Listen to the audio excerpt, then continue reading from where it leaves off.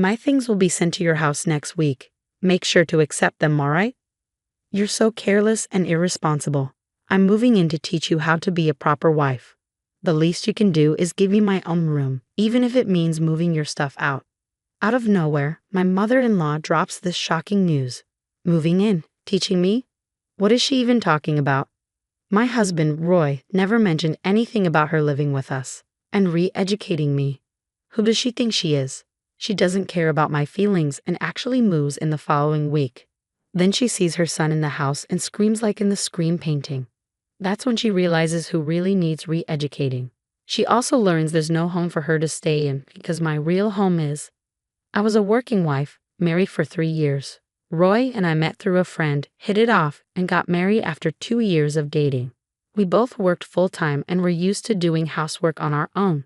After getting married, we had a simple rule: whoever noticed chores or had time would do them. It worked well, and we never argued about it. When my work got busier, Roy took on more housework. Even though we had agreed on this, I felt a little guilty. To make up for it, I bought him desserts or treated him to nice meals on weekends. It felt like I was bribing him with food, but he always reassured me, saying, "I'd rather help than have you feel overwhelmed." I was grateful for my kind husband and wished our happy days would last forever. But then my father-in-law passed away. He had married late in life, so he was already quite old. It was sad, but Roy accepted it as a natural part of life. For my mother-in-law, Olivia, it was much harder. She had been with him for years, and now she felt lost. She hated being alone, so she started visiting us frequently. On weekdays, she came after work. On weekends, she sometimes arrived early in the morning. Honestly, it was exhausting. I was already tired from work, and entertaining her all day on my day off was tough. But I wanted to support her, so I did my best to be patient. At first, she just wanted company. We chatted over meals about the news, work, and Roy. Sometimes she cried about my father-in-law, and I sat quietly beside her. But over time, her visits changed. She stopped coming just for company. She started judging me instead. She criticized how I ran the house. The fridge wasn't organized enough. Laundry wasn't done properly. There were too many instant noodle wrappers in the trash. She asked if I was trying to ruin my health before having a baby. She kept scolding me, even though Roy and I were fine with how we managed things. We weren't even thinking about kids yet. I understood her concerns, but if she spent less time complaining, I'd actually have more time to clean. Of course I couldn't say that. So I just nodded. Yes, you're right. I'm sorry. Then one weekend she came over and saw Roy washing the dishes. Suddenly, she snapped. "Why is my son doing dishes? You're the wife. This is your job." I froze. She grabbed the sponge from his hands and made him sit down. Then she pulled me into the kitchen. I stood by the sink, annoyed but trying to stay calm. "Olivia, we both work, so we split the chores. He's just helping out today. I don't make him do everything." "Don't talk back to me," she snapped. She refused to listen, no matter what I said. I thought if Roy spoke up, she might finally understand. I looked at him, hoping he would defend me. He nodded like he understood. For a moment, I felt relieved. Then, to my shock, he said something completely unexpected. "Mom, calm down. It's not good for your health to get so upset," Roy said. "But you do have a point. From now on, I'll make sure she does things the right way. Honey, you should apologize to her." He turned to me. Why wasn't he telling her that we shared the chores? I thought about arguing, but there was no point. Olivia and now even my husband were against me. "I'll be more careful in the future," I said, deciding to end the conversation.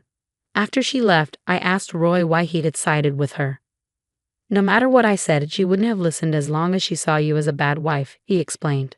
But if he had told her, she would have listened. That could have ended this right away. Instead, he made things worse. Sensing my frustration, he quickly tried to justify himself.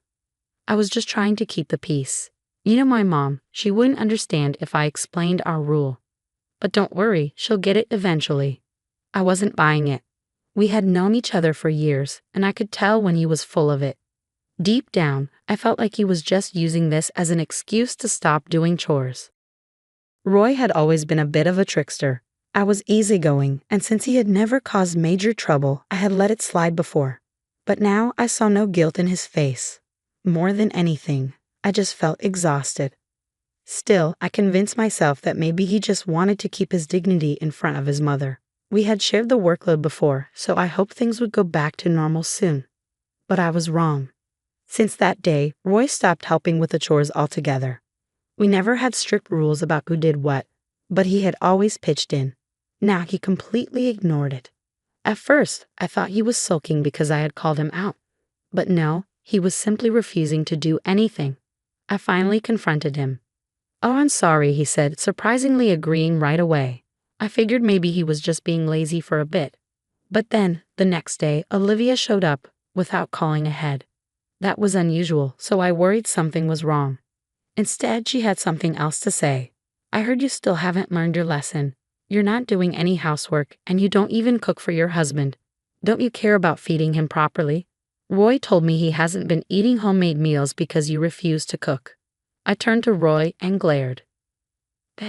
Roy had completely turned on me. I warned him, but he didn't care. "This isn't my fault," I said. And snitch isn't the right word. He just didn't want to do any chores, so he blamed everything on me. Because of that, Olivia started coming over even more often, and Roy stopped helping at all. I had to pick up all the chores he used to do, even when I got home late. If I wasn't so busy with work, I might have managed, but I barely had time to sleep. I was exhausted. If this continued, I knew I would collapse. So I tried talking to him again. But right when I needed to, his work got busy, and we couldn't have a proper conversation. At first, I understood, but his schedule was insane. He started coming home really late on weekdays, sometimes after midnight. On weekends, he worked all day. Sometimes, he even stayed at the office overnight, saying the commute was a waste of time. I had wanted to talk about Olivia, but I became more worried that he was overworking himself. When I finally saw him, I asked, "Are you okay?" "Yeah, I'm fine," he said, looking full of energy. That was odd. If he was working so hard, he should look at least a little tired. But he seemed too energetic. How was that possible? I started wondering if his company was overworking him unfairly, so I asked a colleague whose family member worked at the same place. When I described Roy's schedule, she looked confused. "Yeah, it's a busy season, but they don't work that much. Maybe some departments do, but these days, they're strict about hours." So Roy wasn't completely lying, but he wasn't telling the whole truth either. I had a bad feeling. I was too busy with work to keep up with house chores, and the house became a mess. The next day was my day off, so I planned to clean everything and get the house back in order. But then, Olivia showed up. "What happened here?" she gasped. "The moment I leave you in charge, this is what happens. No wonder my son has been doing everything. I've told you we share." I started to explain, but then I realized there was no point. As I hesitated, she suddenly seemed to get an idea. "I'm going home for today," she said. I just remembered something. She left. I had braced myself for a long lecture, but she was gone just like that. It felt strange, but I was just glad to have peace. Then, a few days later, she called with shocking news. "Hello, my belongings will be delivered to your house next week. Accept them all." "Okay." "What?" "After seeing the mess, I have to step in. You're too clumsy and careless. For my son's sake, I'm moving in to train you to be a proper wife. The least you can do is give me my own room, even if you have to move your stuff out." She made this decision all on her own, without even asking, and her things were already on the way. I was done being treated like a fool. I had already been thinking about a plan, and now was the time to act. The day she was supposed to move in, she called me over and over. I ignored her at first, but she wouldn't stop. Eventually, I picked up. On the other end, she was screaming. "What's going on? Where are you? Who is that woman with my son?" I had never heard her this hysterical before, and I couldn't help but laugh. "What's so funny?" she yelled. But I wasn't on that day. I had told Roy I was going to visit my parents for a few days, and my plan had worked perfectly. I had a feeling Roy might bring his mistress home while I was gone. When I started noticing differences in his busy work schedule compared to what my colleague had told me, I decided to hire a private investigator to find out what he was really doing. Turns out, he was cheating on me with a younger colleague. During the week, he used the company car to bring her to our house. On weekends, he'd go to hotels with her. He was even getting paid overtime for working late, but in reality, he was just spending that time cheating on me. So I knew for sure he would try to bring her over while I was away. I figured he was planning to have fun at home until he had enough. But then Olivia and the movers arrived. I was ready to expose her son for the liar and cheater he was. I told her everything. She was in total shock. All I could hear were her gasps. I really wish I could have seen her face. But just so you know, I wasn't actually with my parents. I was at a realtor's office, signing a contract for a new house and canceling a lease on my current one. When Olivia called, I was in the middle of it. The realtor was patiently waiting for me to finish, so I cut straight to the point. "Look, Olivia, I'm busy canceling my lease, so let's get to the point," I said. "You made a fool out of me, telling me I needed to be trained. Do you realize who needs the training now? You insisted I do all the housework. Well, I pay the rent for that house, not him. He had shared the housework because I worked more hours and earned more than him. But now, he was spending time with another woman. I told her I didn't care anymore. I'm asking for a divorce, and I'll be getting alimony. My lawyer will reach out to him later." And then, I told her never to contact me again. I was about to hang up, but I heard her sobbing and pleading. "I just ended the lease on my old house. Where will I go if this house is gone?" She had always criticized me, but now needed my help. I told her, "Not my problem. Talk to your son." And then I hung up for real. A few days later, I filed for divorce, and my lawyer was working on getting me $100,000 in alimony. I had full faith in my attorney. Roy was fired from his job, and his mistress dumped him, saying she never should have gotten involved with him. I couldn't care less about their misery. Instead, I found something interesting. Roy had been abusing over-the-counter energy boosters. It messed up his internal organs, and he couldn't work as much anymore. Too much of anything is always bad. With the lease canceled, neither Roy nor Olivia had anywhere to live. I have no idea where they are now or even if they're still alive. But they don't matter to me anymore. I'm excited for my new free life. I never expected to fall in love at a house party. The music pulsed through the floorboards, and someone's expensive bourbon burned down my throat as I watched him from across the room. Ryan. Even his name felt different on my tongue when I first said it, like tasting something exotic and dangerous. "You're the only person here who looks as uncomfortable as I feel," he said, sliding onto the bar stool next to me. His smile had this way of making the chaos around us fade into white noise. "I'm Layla, and this is the story of how I destroyed the people who tried to destroy me." That night, the party swirled around us like we were caught in the eye of a hurricane. Ryan talked about his work in graphic design, his dreams of starting his own agency, how corporate life was slowly killing his creativity. I found myself leaning closer, drawn in by the passion in his voice, the way his hands moved when he spoke about art. "What about you?" he asked, refilling my glass without asking. "What drives you crazy enough to hide at the bar during the party of the year?" "Numbers," I said. "I'm an accountant. We're naturally antisocial." He laughed, and something inside me shifted. "I doubt that. You're just waiting for the right company." 3 hours later, we were sitting on the front steps, sharing a cigarette neither of us usually smoked. The summer air wrapped around us like a blanket, and I felt drunk on possibility more than alcohol. "My father would hate you," he said suddenly, studying my profile. "Is that a good thing?" "The best thing." He turned to face me fully. "Want to really piss him off?" I should have seen it then. The flash of something desperate in his eyes, the way he said father, like it was a curse word. But I was too busy falling. "How?" "Have dinner with me tomorrow. And the next day. And maybe every day after that until we figure out if this is as real as it feels." I said yes. Of course I said yes. That's how these stories always start, with a yes that should have been a no. The next few months were a blur of late-night conversations, shared dreams, and the kind of love that makes you forget who you were before it. Ryan proposed on a random Tuesday. No fancy restaurant, no rehearsed speech, just the two of us in his apartment eating takeout Chinese food. "Marry me," he said, between bites of Kung Pao chicken. "My parents will lose their minds, and I'll get to wake up to your face every morning. Win-win." I laughed, thinking he was joking. He wasn't. "I'm serious, Layla. Marry me. Be my escape plan." There it was again, that desperate edge I chose to ignore. I was too caught up in the romance of it all, the rebellious thrill of a spontaneous engagement. "Yes," I whispered, and his kiss tasted like sweet and sour sauce and promises. The first time I met his parents, Victor and Linda, they were perfectly pleasant. Too perfect. Linda hugged me like I was already family, while Victor's handshake lasted a fraction too long, his eyes assessing me like I was a business proposition. "An accountant," he said, rolling the word around his mouth like expensive wine. "How practical." "We're very proud of Ryan finding someone so responsible," Linda added, her smile never quite reaching her eyes. That dinner was the beginning of the end, though I didn't know it then. Every smile held a hidden agenda. Every compliment carried a price tag I would later have to pay. My father tried to warn me when I told him about the engagement. "Sometimes when things move too fast," he said, "it's because someone's running from something, or towards something they shouldn't."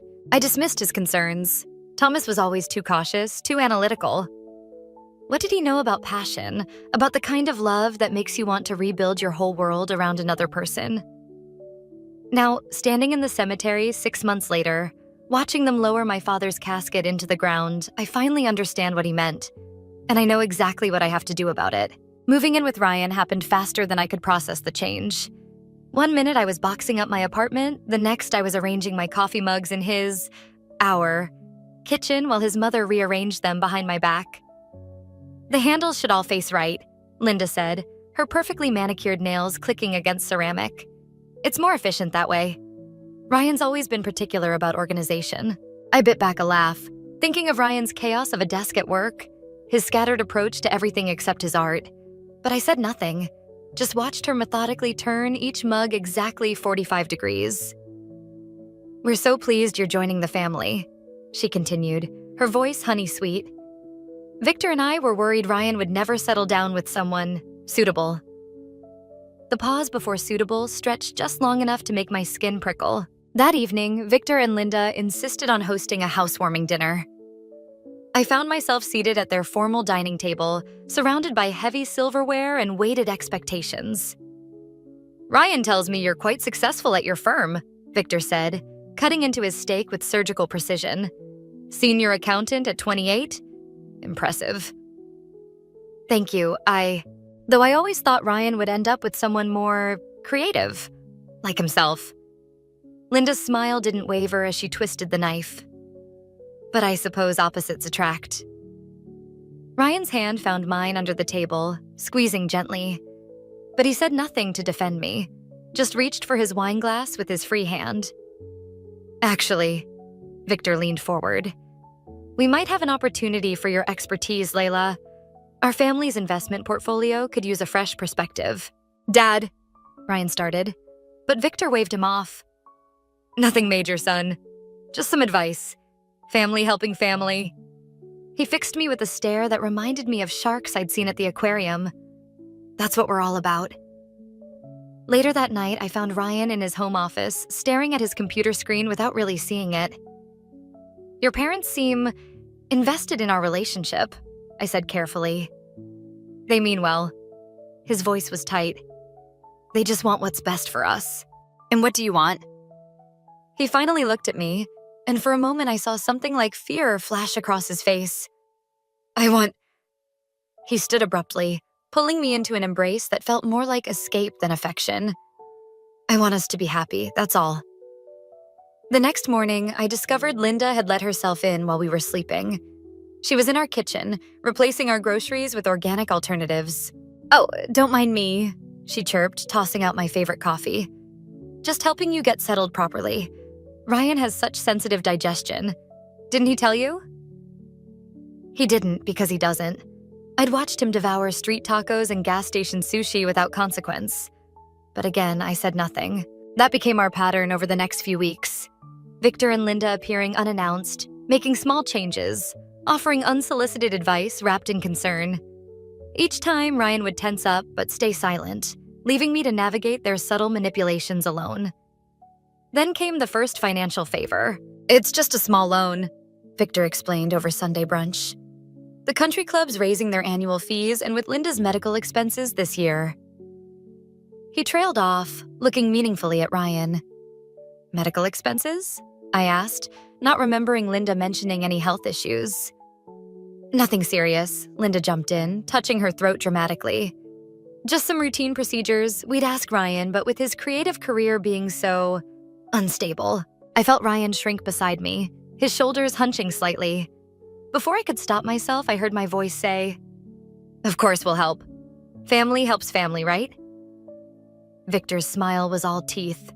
"Exactly. We'll have the paperwork drawn up tomorrow." That night, I lay awake, listening to Ryan's steady breathing beside me. On my nightstand, my phone lit up with a text from my father. "Everything okay? You've seemed distant lately." I started to type, "I'm fine," but deleted it. Instead, I wrote, "Can we meet for coffee this week? Just us?" His response came immediately. "Name the time and place." As I set my phone down, Linda's voice echoed in my head. Family helps family. But whose family was I really helping? And at what cost? I rolled over, studying Ryan's profile in the darkness. He looked younger when he slept, more like the man I met at that party and less like the son who couldn't say no to his parents. I wondered if he knew what he was running from that night, or what he was running me toward. The spreadsheet on my laptop screen blurred as I stared at the numbers for the 10th time. 6 months of small loans to Victor and Linda had quietly ballooned into a sum that made my stomach clench. Each transaction came with a story. Linda's mysterious medical bills, Victor's business venture losses, emergency home repairs that somehow never showed visible results. My coffee had gone cold when my phone buzzed. Another text from Linda. "Darling, we simply must discuss the Christmas fund. The country club's charity gala needs our support." I closed my eyes, remembering last month's emergency when Victor claimed their investment group needed a quick cash injection. Ryan had nodded along, eyes fixed on his plate, while I wrote another check. The front door clicked open.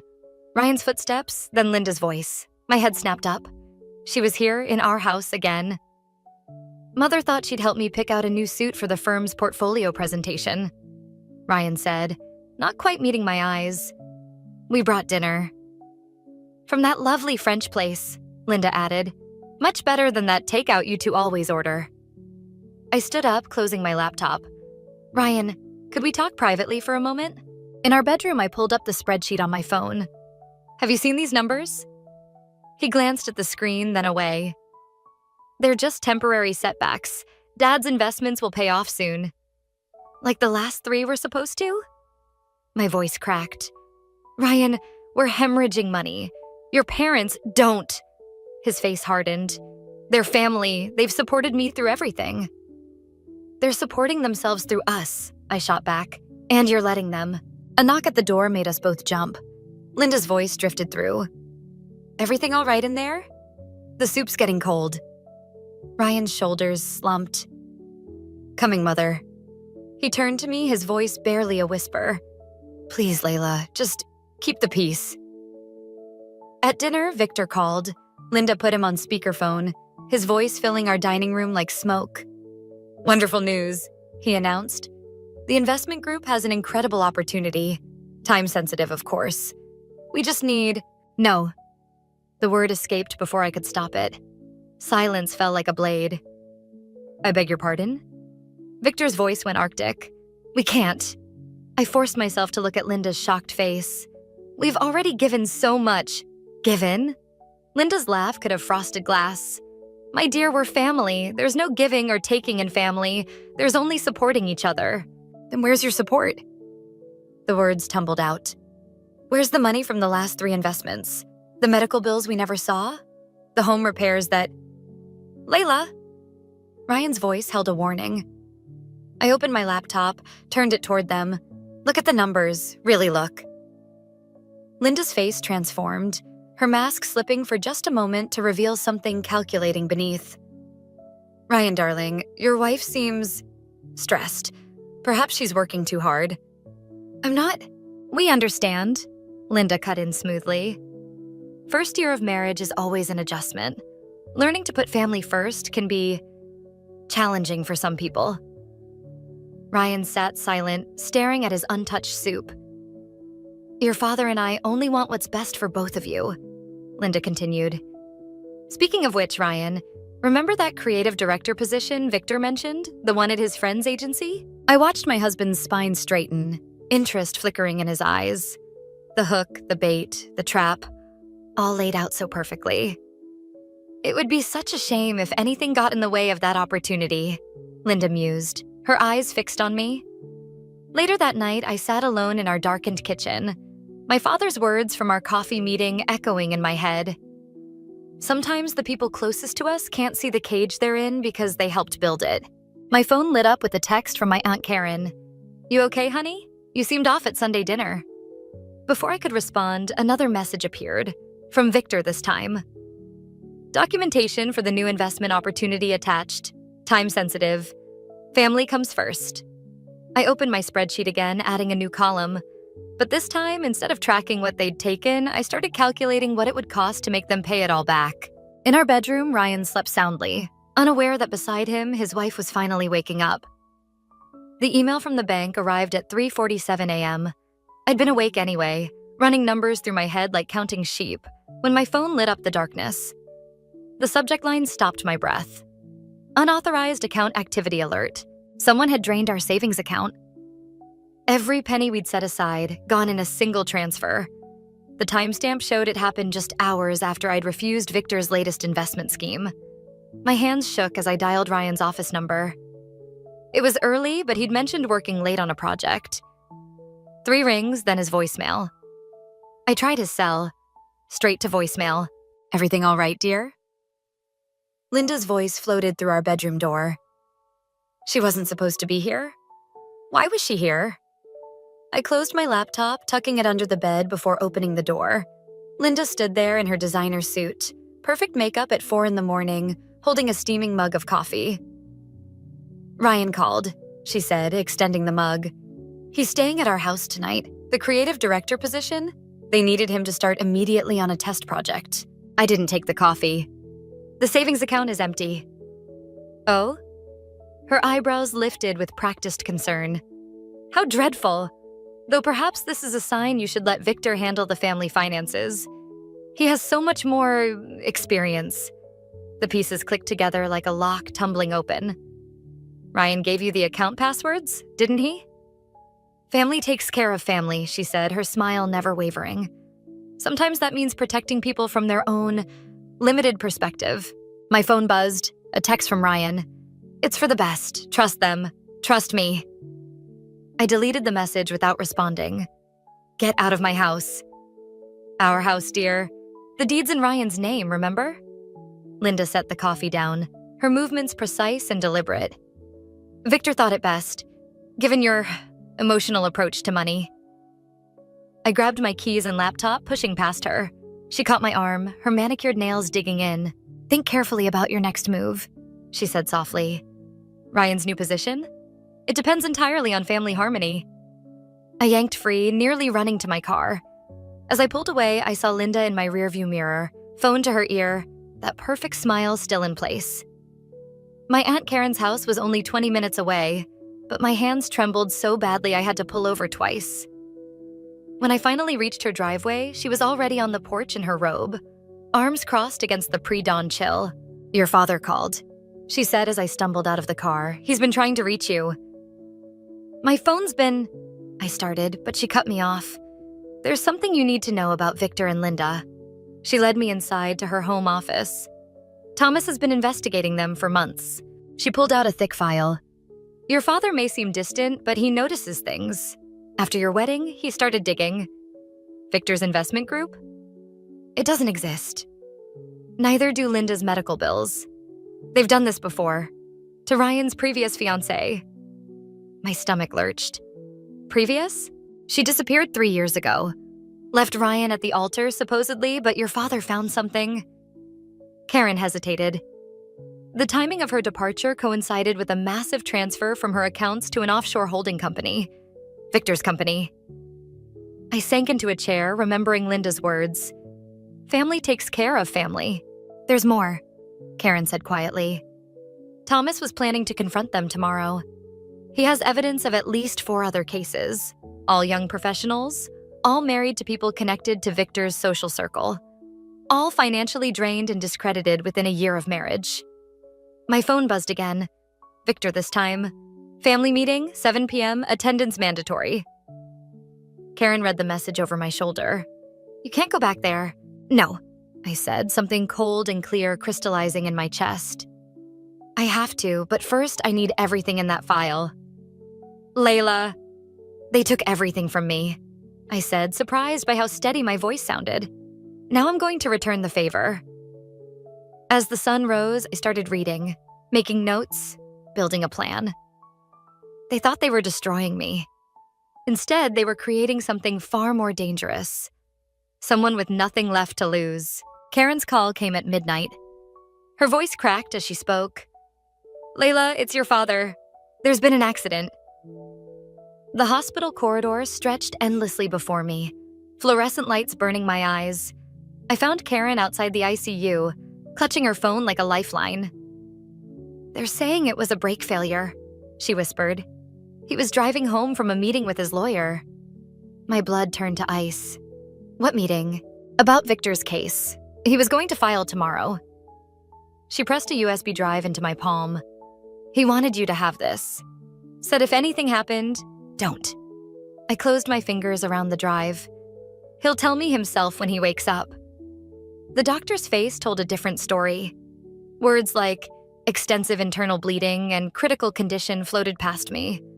I stood at my father's bedside watching machines breathe for the man who'd always been my foundation. My phone buzzed. Linda.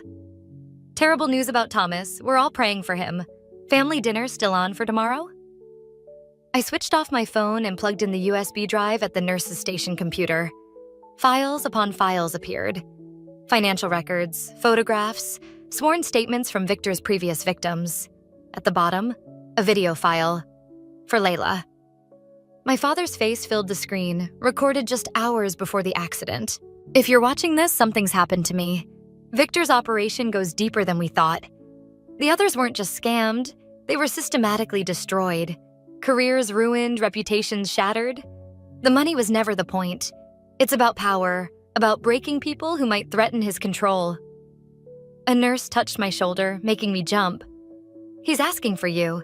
I rushed back to find my father conscious, struggling to speak through his oxygen mask.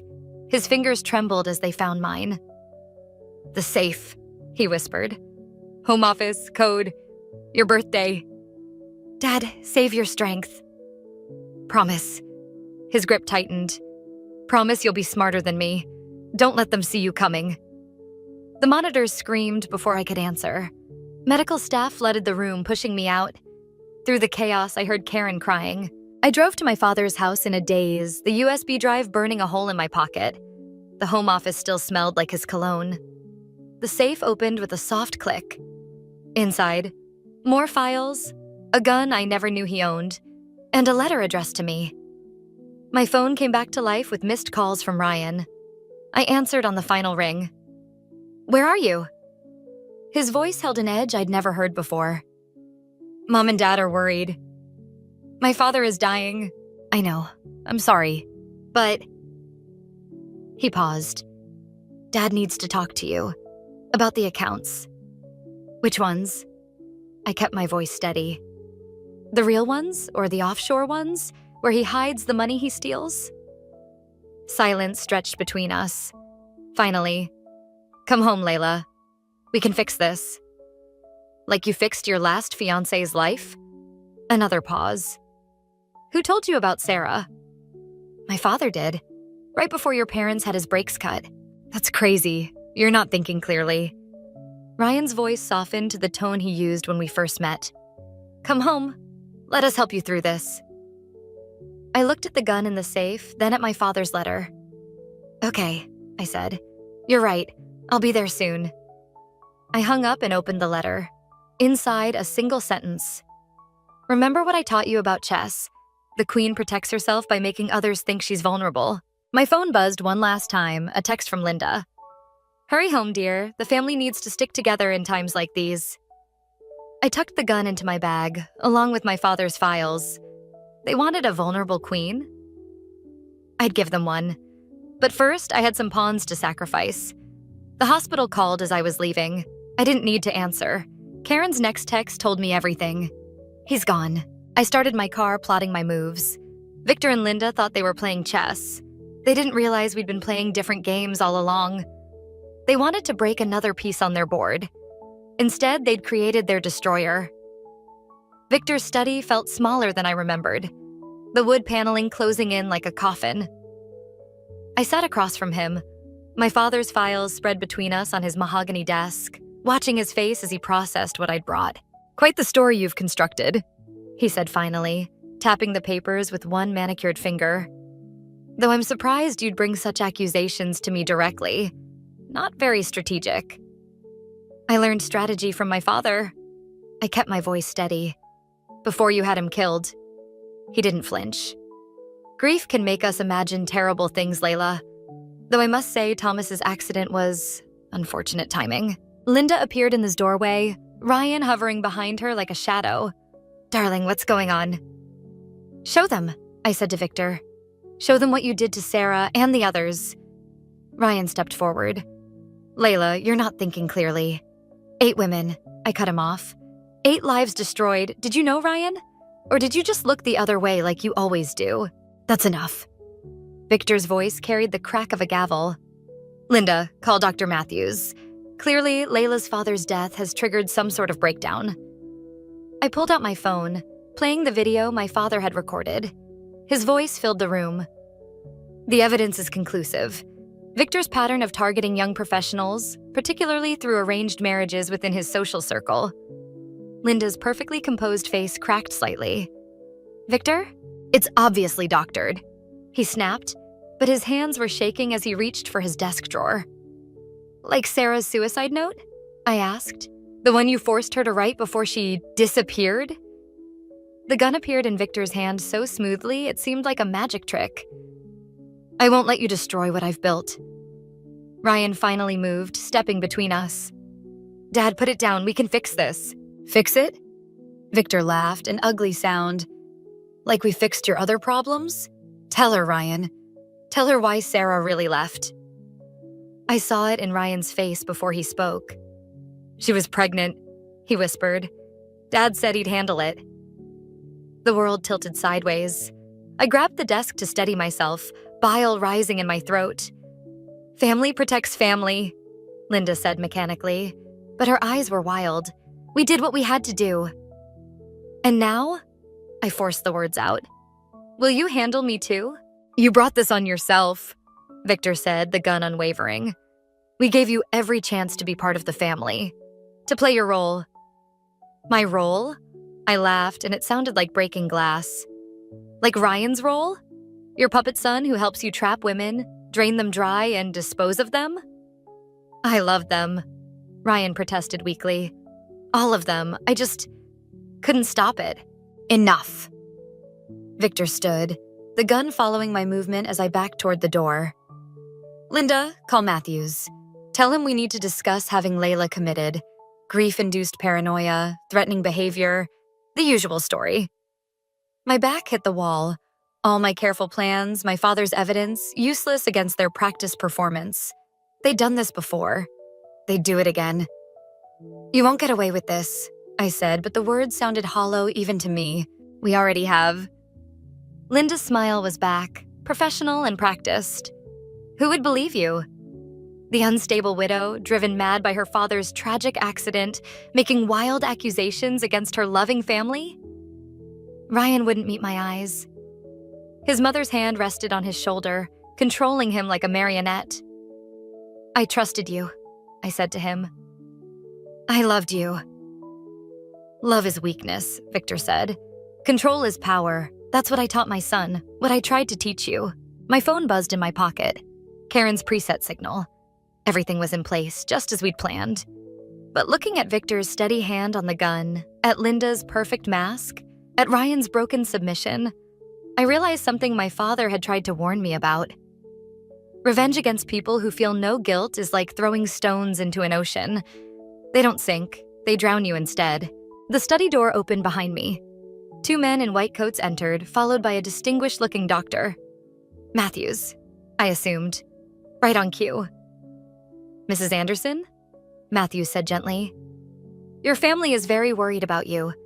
Why don't we go somewhere quiet and talk? I looked at my husband, my in-laws, these strangers who'd orchestrated my destruction with the precision of a symphony. And I smiled. They had no idea what was coming. The news broke during Victor's charity gala. As he stood at the podium, accepting applause for his generous donation, every phone in the ballroom lit up with the same notification. Breaking, local business mogul linked to multiple disappearances. I watched from my seat beside Ryan as Victor's face went ash gray.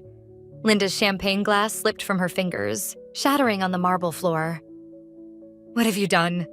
Ryan whispered, gripping my arm. I smiled, remembering my father's words about chess. "I learned from the best. Your family." The evidence my father had gathered wasn't just about Sarah or the money. It was about all of them. Every woman Victor had destroyed, every life Linda had helped dismantle. And now, thanks to Karen's connections at the newspaper, it was public. Victor abandoned his speech, moving through the crowd like a shark cutting through water. Linda followed, her perfect mask cracking with each step. They found us at our table, Victor's hands trembling with barely controlled rage. "Outside. Now." His voice could have frozen hell. In the garden, away from prying eyes, Victor finally exploded. "Do you have any idea what you've done?" "Exactly what you taught me," I said. "Family protects family, right? I'm protecting the family you tried to destroy. Mine." "We can fix this," Linda started, but I cut her off. "Like you fixed Sarah? Or did you mean like you fixed my father's brakes?" Ryan stepped between us. "Layla, please. We can still what?" I turned to him. "Still pretend you're not complicit? Still act like you didn't know what happened to your own child?" The color drained from Linda's face. "What did you say?" "Oh." I feigned surprise. "Ryan didn't tell you? Sarah was pregnant when she disappeared. But you knew that already, didn't you, Victor?" Linda turned to her husband, then her son. "Victor? Ryan?" "It was necessary," Victor said, but his voice had lost its edge. "The pregnancy would have complicated things." "Complicated?" Linda's perfect facade cracked completely. "Our grandchild? The baby would have ruined everything," Ryan whispered. "Dad said we had to protect the family name." Linda staggered back as if struck. For the first time, I saw her truly look at her husband, not as her partner in crime, but as the monster he was. "The police have everything," I said quietly. "Every document, every transaction, every disappeared woman. And Sarah? She's alive. My father found her before you killed him. She's testifying right now." Victor lunged for me, but Ryan caught him. "Don't touch her." "You ungrateful." Victor swung, his fist connecting with Ryan's jaw. As they struggled, Linda stood frozen, watching her perfect world implode. Sirens wailed in the distance, growing closer. "It's over," I said. "The queen takes the king." Victor broke free from Ryan, reaching for something in his jacket. The gun appeared again, but this time Linda moved faster than anyone expected. She grabbed Victor's arm, forcing it up as the shot rang out into the night sky. "No more," she said, her voice steel. "No more deaths, no more lies." Police flooded the garden. As they led Victor away in handcuffs, he kept screaming about family loyalty, about weakness and power. Linda went quietly, her mask finally completely shattered. Ryan stood before me, blood trickling from his split lip. "I loved you," he said. "That part was real." "Love without courage is just another form of fear," I replied. "You taught me that too." As they led him away, I felt nothing. Not triumph, not satisfaction, not even relief. Just a hollow space where revenge had lived, waiting to be filled with something new. Karen found me later, sitting alone in the garden. "Your father would be proud," she said softly. "Would he?" I looked at the stars. "I'm not sure revenge is what he wanted for me." "No," she agreed. "He wanted you to be strong. And you are. Stronger than any of them." I touched the locket around my neck, the one containing the last photo of my father and me. "The game isn't over yet," I said. "There are other families out there like Victor's, other women who need protection." Karen smiled. "Then let's get to work." The night air carried the scent of jasmine and justice. Somewhere in the distance, a clock struck midnight, marking the end of one game and the beginning of another. The courtroom emptied slowly, leaving me alone with the echo of the judge's verdict. Victor would serve 20 years. Ryan took a plea deal for 5. Linda turned state's evidence, trading her perfect life for immunity and redemption. I lingered, touching the polished wood of the witness stand where I'd told our story. Where Sarah had told hers, her hand protectively curved around her growing belly. Another chance at the family Victor had tried to destroy. "You did well." Linda's voice startled me. She stood in the doorway, looking smaller without her designer suits and carefully crafted persona. Better than I ever could. "Was any of it real?" I asked. "The warmth, the concern, the family dinners?" "Parts." She moved closer, her heels clicking against marble. "I envied you, actually. Your strength. I spent 30 years building walls to protect myself. You built weapons instead. Is that why you helped the prosecution?" "I helped because..." She touched the empty witness stand. "Because Sarah wasn't the first. There was another baby before Ryan. Victor said we had to protect the family name. I've been paying for that choice ever since." The revelation hung between us like smoke. Finally, Linda reached into her bag, pulling out a familiar object. My father's watch. "They found this in Victor's study," she said. "He kept trophies. I thought you should have it back." My hands shook as I took it. The face was cracked from the impact of the crash, frozen at the moment my father's car went off the road. "I never wanted," Linda started, but I cut her off. "Don't. We both know exactly what you wanted." She nodded, accepting the weight of truth. "What will you do now?" Through the courthouse windows, I could see Karen waiting by her car. On the passenger seat lay files about other families like Victor's, other women who needed help. My father's last case wouldn't be his let after all. "I'm going to keep playing chess," I said. "But this time, I'm changing the rules." Linda's lips curved in what might have been respect. "Victor always said the queen was the most dangerous piece on the board." He was wrong. The most dangerous piece is the one that looks harmless until it's too late. She turned to leave, then paused. "For what it's worth, I am sorry. About everything." "I know, that's what makes it worse." After she left, I stood at the window, watching the city pulse with life. My phone buzzed.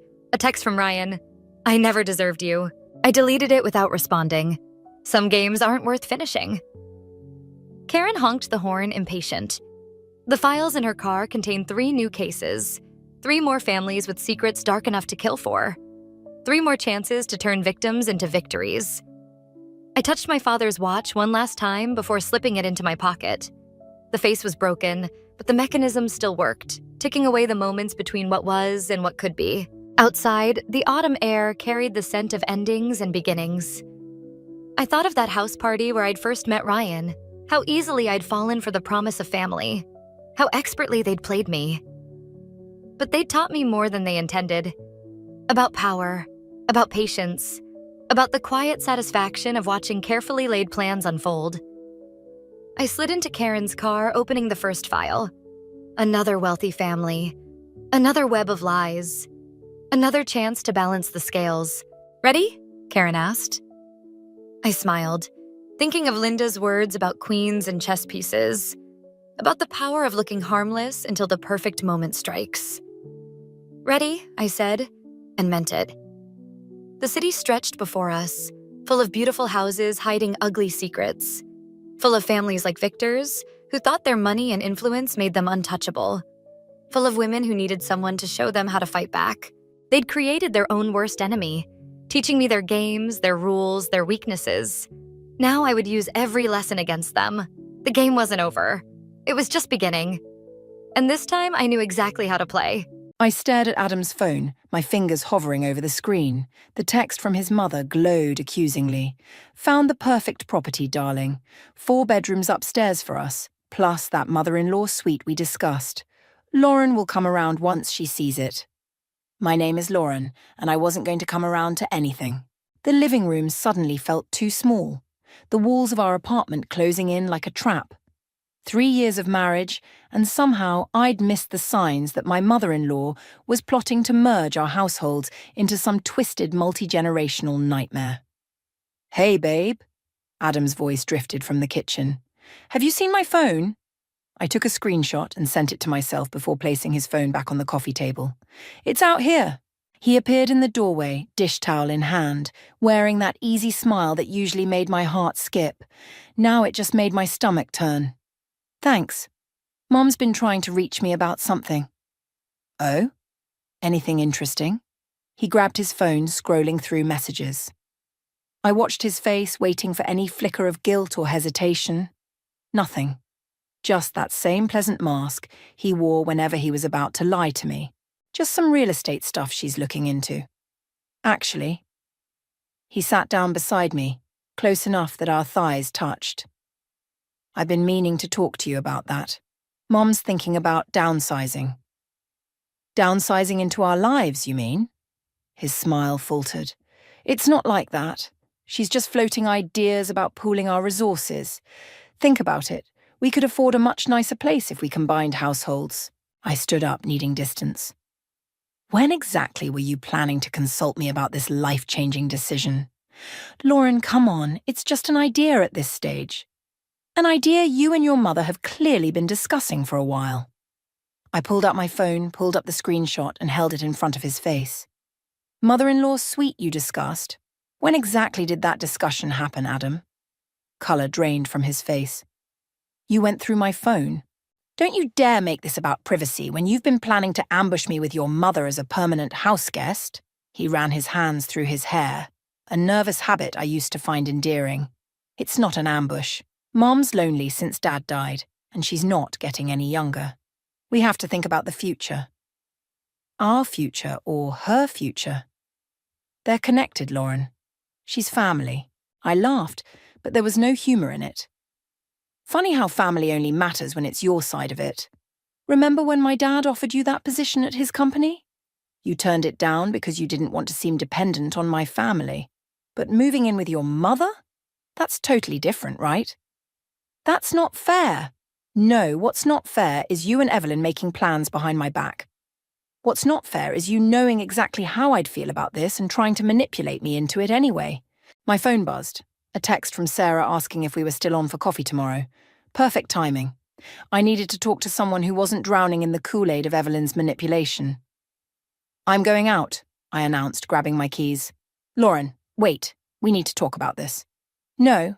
What you need to do is decide whether you're my husband or your mother's son, because right now you're failing spectacularly at being both.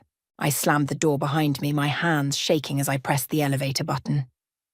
3 years of marriage, and I'd just discovered I was in a 3-way relationship with my husband and his mother.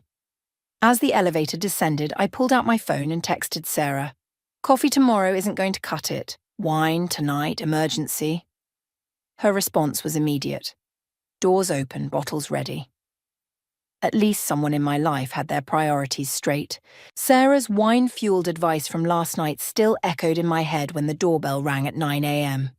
Through the peephole, I saw Evelyn's perfectly coiffed silver hair and practiced smile. Of course she'd show up unannounced. Of course she'd ignore the 3 unanswered calls from last night. I opened the door, channeling every ounce of corporate politeness I'd learned from my father. Evelyn. What a surprise. Lauren, darling. She breezed past me, designer handbags swinging, her perfume leaving a suffocating trail. I brought those property listings I mentioned to Adam. Where is my boy? At work, where I should be in 30 minutes. She settled onto our couch like she was auditioning for a throne. Perfect timing then. We can have a little girl talk. Her eyes swept the living room, lingering on the wine glasses Sarah and I had left out. Though perhaps you should have some coffee first. You look tired. I remained standing.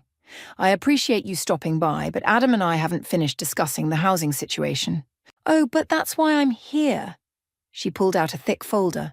I've done all the research for you both. This way you don't have to worry your pretty head about the details. The condescension in her voice made my teeth ache.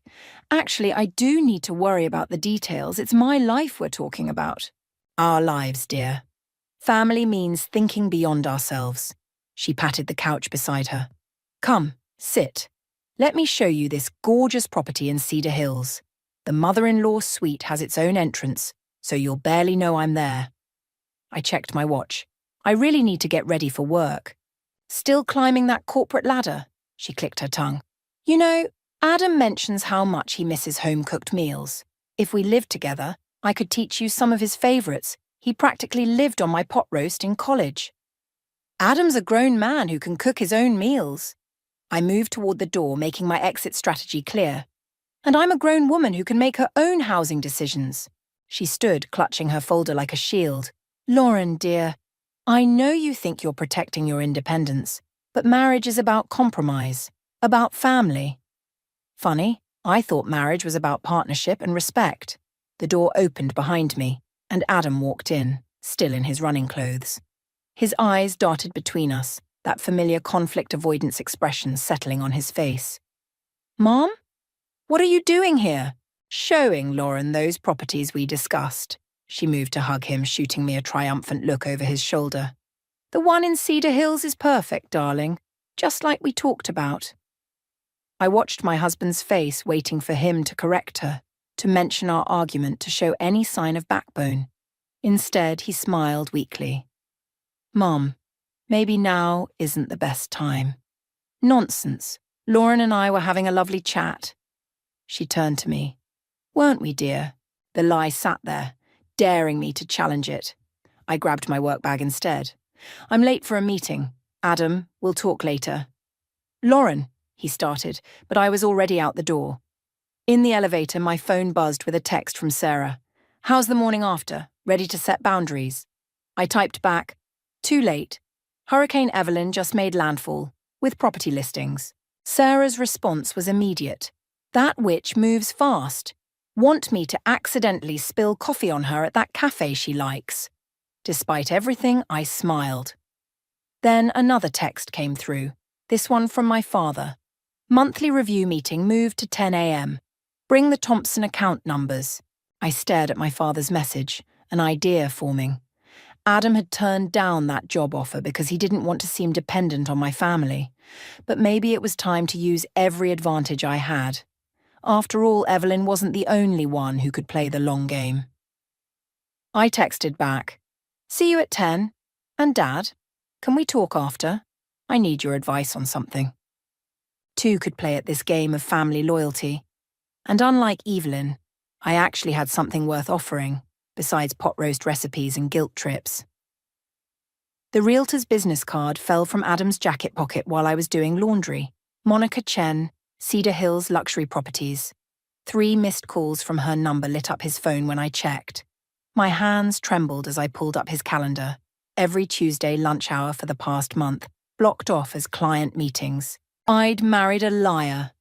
The front door clicked open.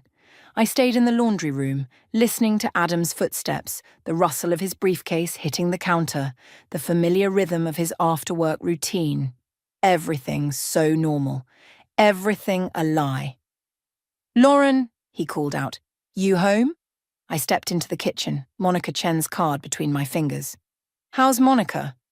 His face went blank, then shifted through confusion, recognition, and finally settled on guilt.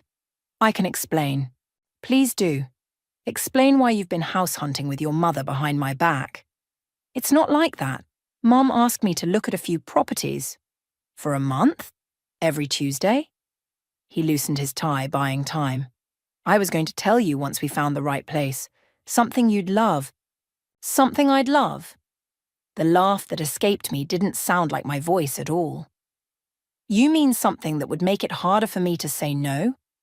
Were you planning to ambush me with a perfect house, hoping I'd be too impressed to remember I never wanted this in the first place? Lauren, please, did Monica show you that mother-in-law suite Evelyn's so excited about? The one with its own entrance so I'll barely know she's there? His eyes widened. You talked to my mother about this? Oh, you mean during her surprise visit this morning? The one where she brought property listings and criticized my cooking? Yeah, we had a lovely chat about your favorite pot roast. Adam slumped against the counter. I'm trying to make everyone happy here. Everyone except me. I pulled out my phone, scrolling to the photos I'd taken earlier. Want to see what I found today? The mortgage pre-approval letter in your email. The floor plans you and Evelyn have been discussing, the furniture catalogue with your mother's notes about what would look good in our new living room. Each revelation hit him like a physical blow. You went through my email. Funny how that bothers you more than lying to your wife for a month. I wasn't lying, I was... He ran his hands through his hair. Mom's lonely. She's not getting younger. She needs us. No, she needs control. And you're giving it to her at the expense of our marriage. That's not fair. Fair? I slapped the realtor's card on the counter. You know what's not fair? Planning a future that affects my life without including me in the discussion. Making decisions about our marriage with your mother instead of your wife. Lying to my face every Tuesday while you played house with Monica Chen. His phone buzzed, Evelyn's face lighting up the screen. Of course. Go ahead, I said. Answer it. Tell her how unreasonable I'm being.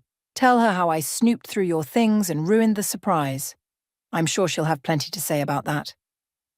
Lauren, stop. Let's just talk about this. We're past talking. We're at the point where you need to choose. Are you my husband or her son? Because right now, you're failing at both. I grabbed my keys and bag, already dialing Sarah's number as I headed for the door. Where are you going? Adam called after me. To look at apartments, ones without mother-in-law suites. His phone kept buzzing as I left. I imagined Evelyn's fury when she learned her perfect plan was unraveling. The thought should have given me satisfaction, but all I felt was a hollow ache where trust used to live. Sarah answered on the first ring. What's wrong? Remember when you said I needed to set boundaries? I stepped into the elevator, watching the doors close on my married life. I think I just burned them all down instead. Good, she said firmly. Now let's build some new ones, starting with that spare room I just cleaned out. As the elevator descended, I thought about my father's offer from this morning, the executive position still open in his Singapore office. Adam had made his choice. Maybe it was time I made mine. 3 days at Sarah's apartment had given me enough clarity to return home and pack properly. I hadn't expected to find Evelyn already there, sitting at my kitchen table like she owned it. Adam stood by the window, his posture screaming defeat. Lauren, darling. Evelyn's smile was razor sharp. We've been waiting for you. My house keys clattered against the counter. How did you get in? I gave her a key, Adam said quietly. For emergencies. Of course he had. I moved toward our bedroom, but Evelyn's voice stopped me. We need to talk about your behavior. My behavior.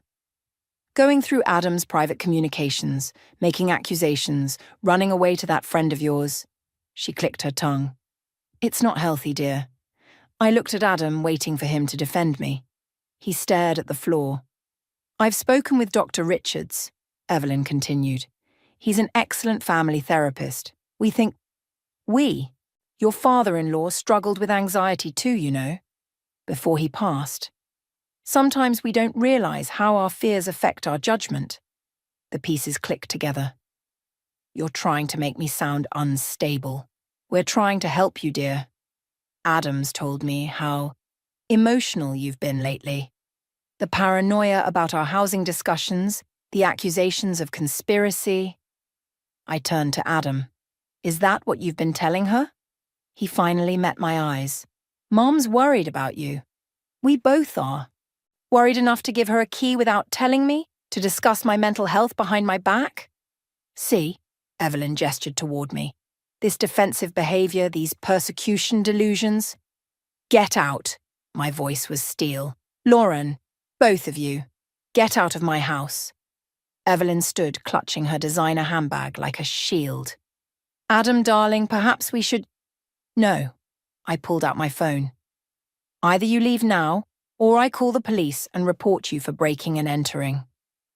I have a key, Evelyn said smugly, given to you without the knowledge or consent of one of the legal residents. Try explaining that to the officers. Adam stepped forward. Lauren, you're overreacting.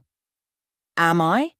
Because from where I'm standing, my husband gave his mother unauthorized access to our home and then conspired with her to make me sound mentally unstable. What's next?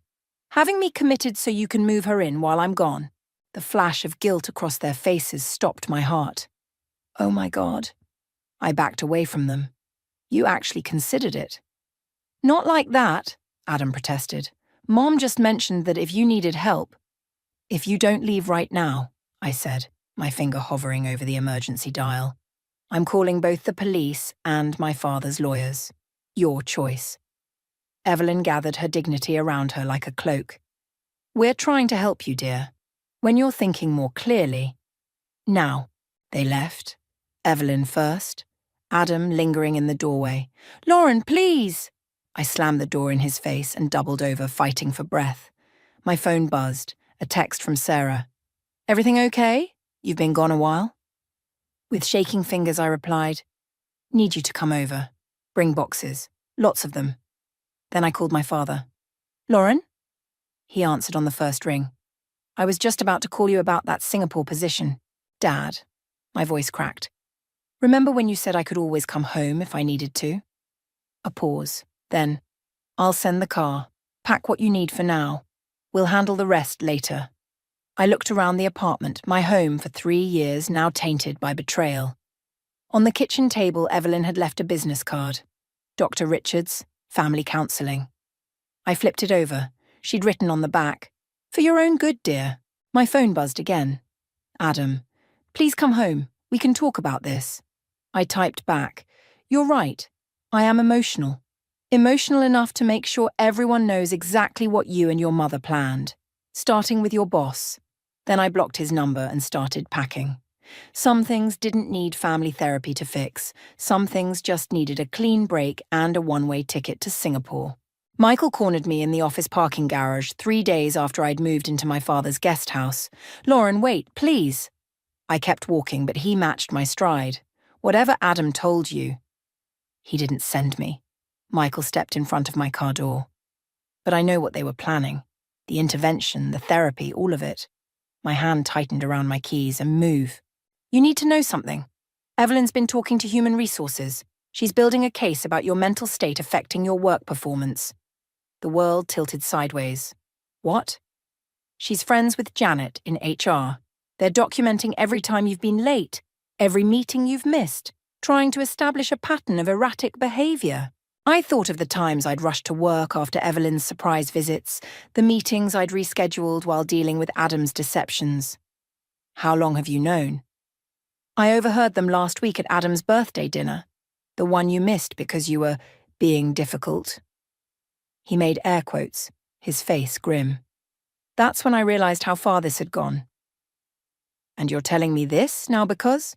Because I saw the paperwork on Janet's desk this morning. They're building grounds for a psychiatric evaluation. Adam's already signed something. My stomach lurched. I fumbled with my phone, pulling up my father's number. Don't! Michael grabbed my wrist. They're watching your communications with your father. Any reaction plays into their narrative of you being unstable. I jerked away from him. Why should I trust you? Because I've known Adam since college and I've never seen him like this. Evelyn's got him convinced she's protecting you from yourself. He actually believes it. My phone buzzed. A text from Adam. Can we talk? Mom's worried about your relationship with your father, says it might not be healthy. Another buzz. Evelyn. Darling, Dr. Richards has an opening tomorrow. Adam and I will pick you up. Delete those, Michael said quietly. Delete everything. Get a new phone, new email. They're documenting everything. I stared at the messages, seeing them with new eyes. Every response could be twisted, every reaction used against me. Why are you helping me? Because I watched Evelyn do this to Adam's father. The concerns about his mental health, the documented episodes, the family therapy that turned into residential treatment. By the time he died, she had control of everything. Cold clarity washed over me. She's not getting control of me. No, Michael agreed. But you need to be smart about this. I have copies of emails between Evelyn and Janet. Text messages about their plans. Adam doesn't know I have them. Evidence, I breathed. Enough to take to the board. But you need to wait. Let them think they're winning. The moment they feel threatened, they'll accelerate their plans. I met his eyes. Why didn't Adam ever tell me about his father? Because he doesn't remember it the way it really happened. Evelyn's very good at rewriting history.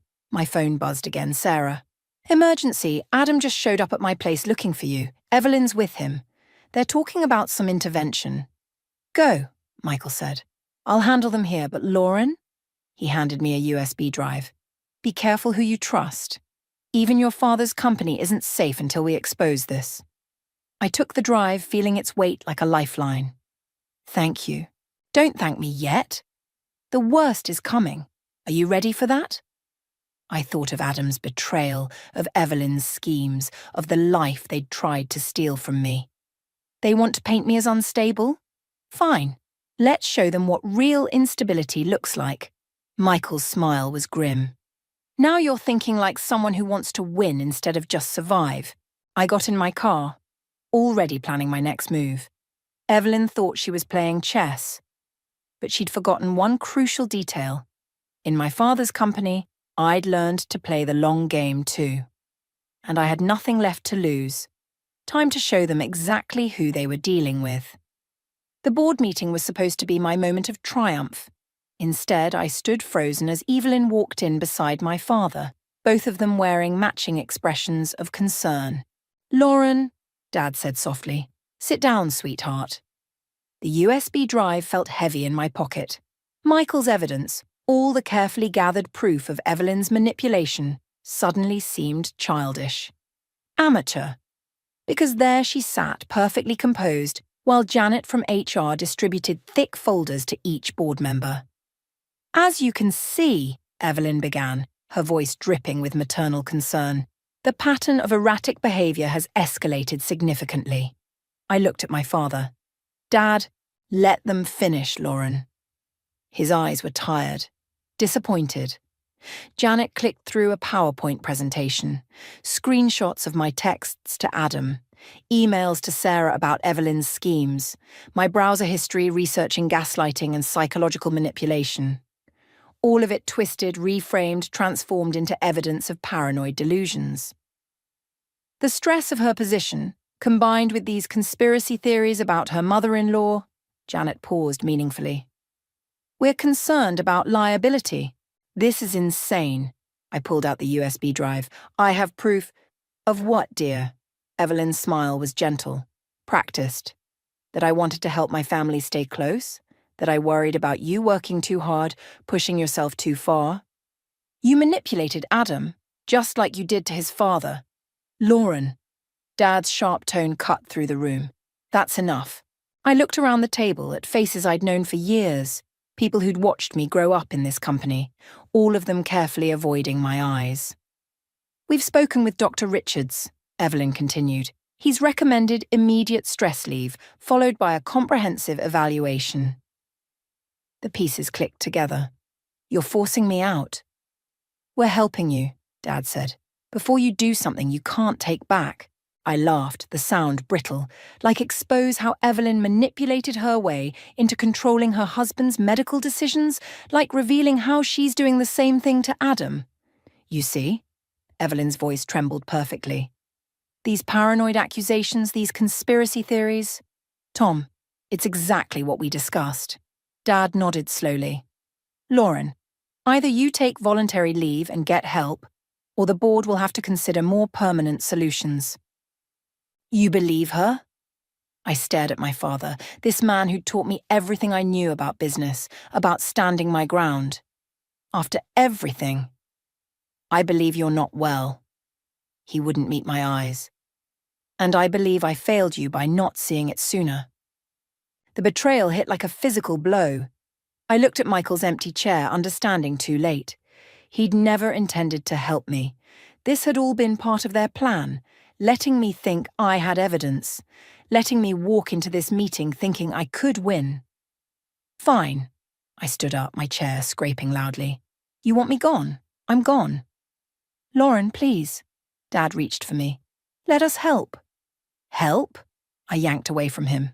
Like you helped Adam's father? How did that work out for him, Evelyn? For just a moment her mask slipped. Something cold and calculating flashed in her eyes. Security will escort you out, Janet said smoothly.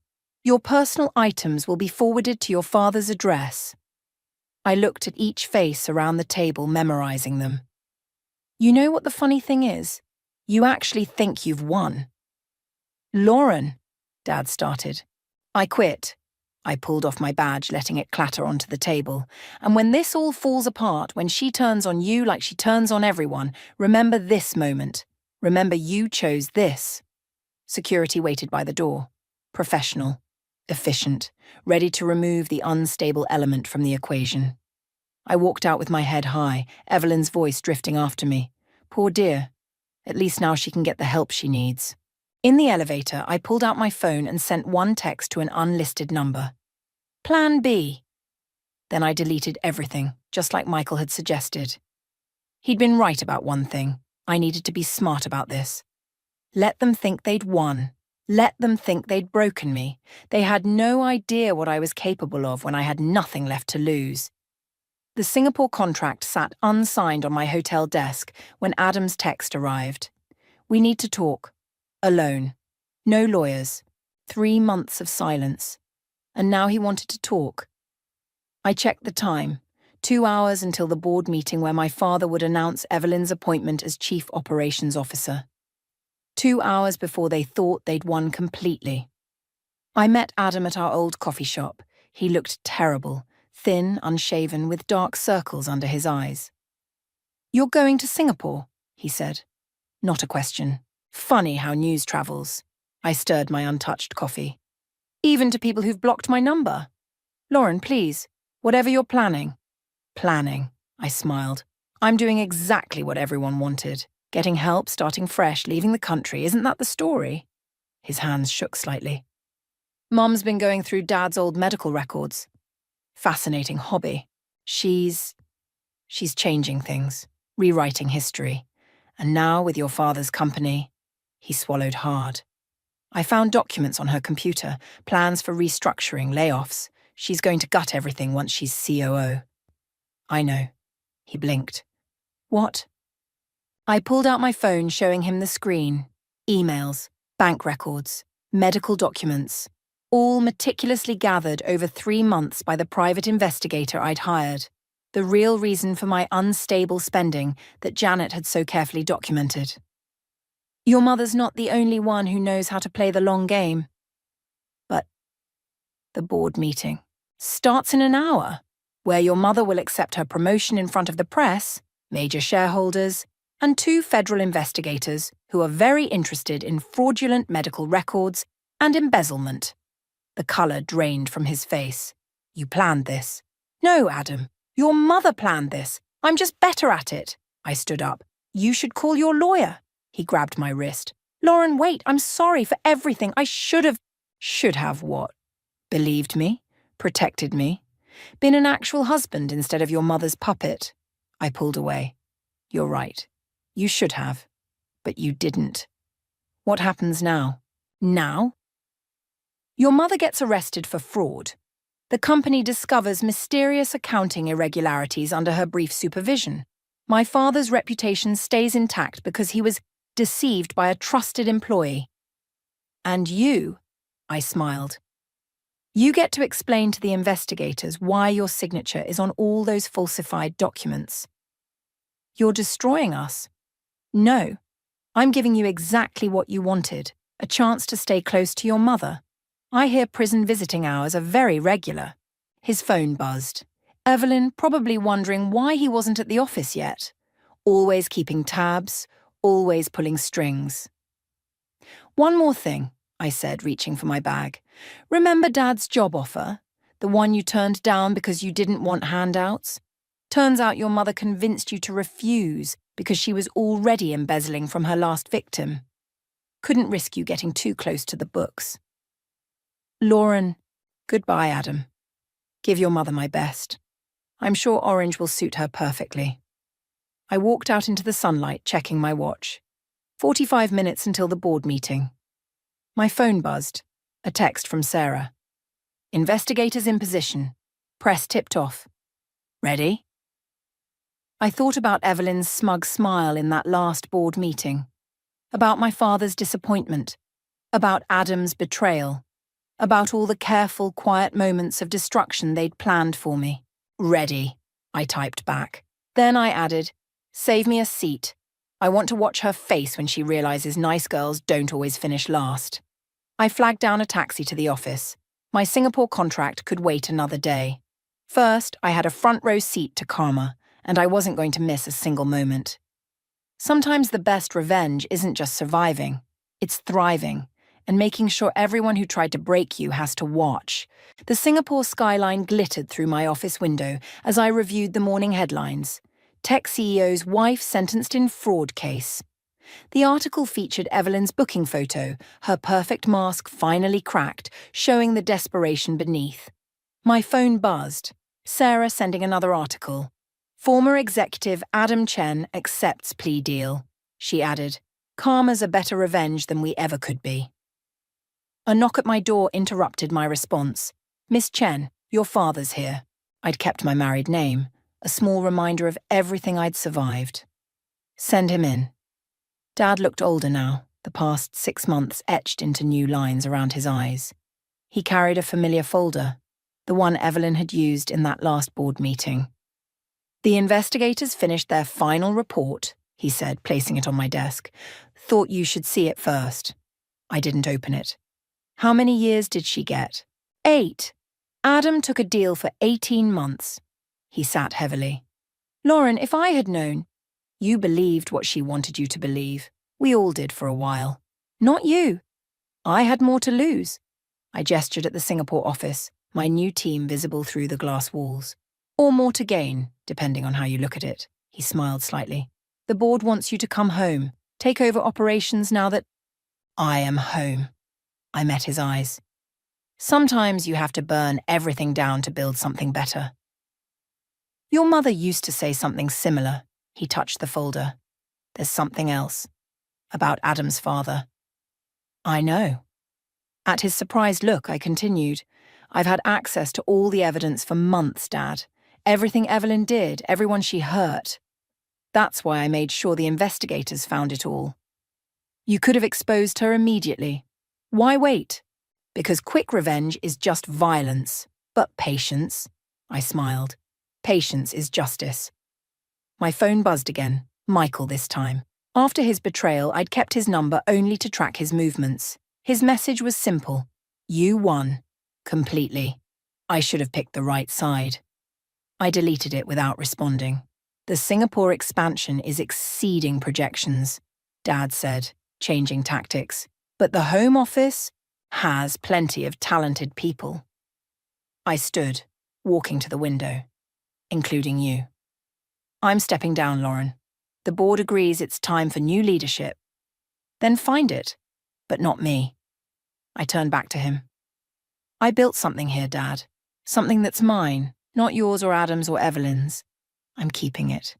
He nodded slowly, understanding finally reaching his eyes. You never needed revenge. You needed freedom. Maybe they're the same thing sometimes. Another knock. My assistant with afternoon meetings waiting. Dad stood straightening his tie. Have dinner before I fly back? Next time, I said. I have plans tonight. After he left, I opened my personal email. The message I'd been waiting for had arrived. Confirmation of Adam's father's exhumed autopsy results. One last piece of evidence that would ensure Evelyn's 8 years became 15. I closed the email without forwarding it to the investigators. Some weapons you keep in reserve just in case. Some debts stay on the books, gathering interest. My phone buzzed one final time, a text from an unknown number. I underestimated you. E. I smiled, thinking of Evelyn in her prison cell, finally understanding what real powerlessness felt like. She taught me well in her way. Taught me how to play the long game, how to wait for the perfect moment, how to turn weakness into strength. I deleted her message without responding. Outside my office, my team waited with updates on our latest project. Through the glass, I could see their energy, their drive, their loyalty, earned, not demanded. Sometimes the best revenge isn't destroying your enemies. It's building something they can't touch, becoming someone they can't control, and letting them watch from the sidelines as you thrive without them. I straightened my jacket and opened my office door. Time to get back to work. After all, success is a dish best served daily, with a side of indifference and a view of the future they'll never share. Perfect families don't exist. I learned that truth watching my father practice his mayoral campaign speech in front of our antique mirror, his face twisted into that practiced smile that never quite reached his eyes. The same smile he wore now, standing at the head of our mahogany dining table, raising his crystal wine glass. To family unity, he proclaimed, his voice carrying that familiar authoritative tone that had echoed through my childhood, and to new beginnings. I lifted my glass mechanically, the wine bitter on my tongue.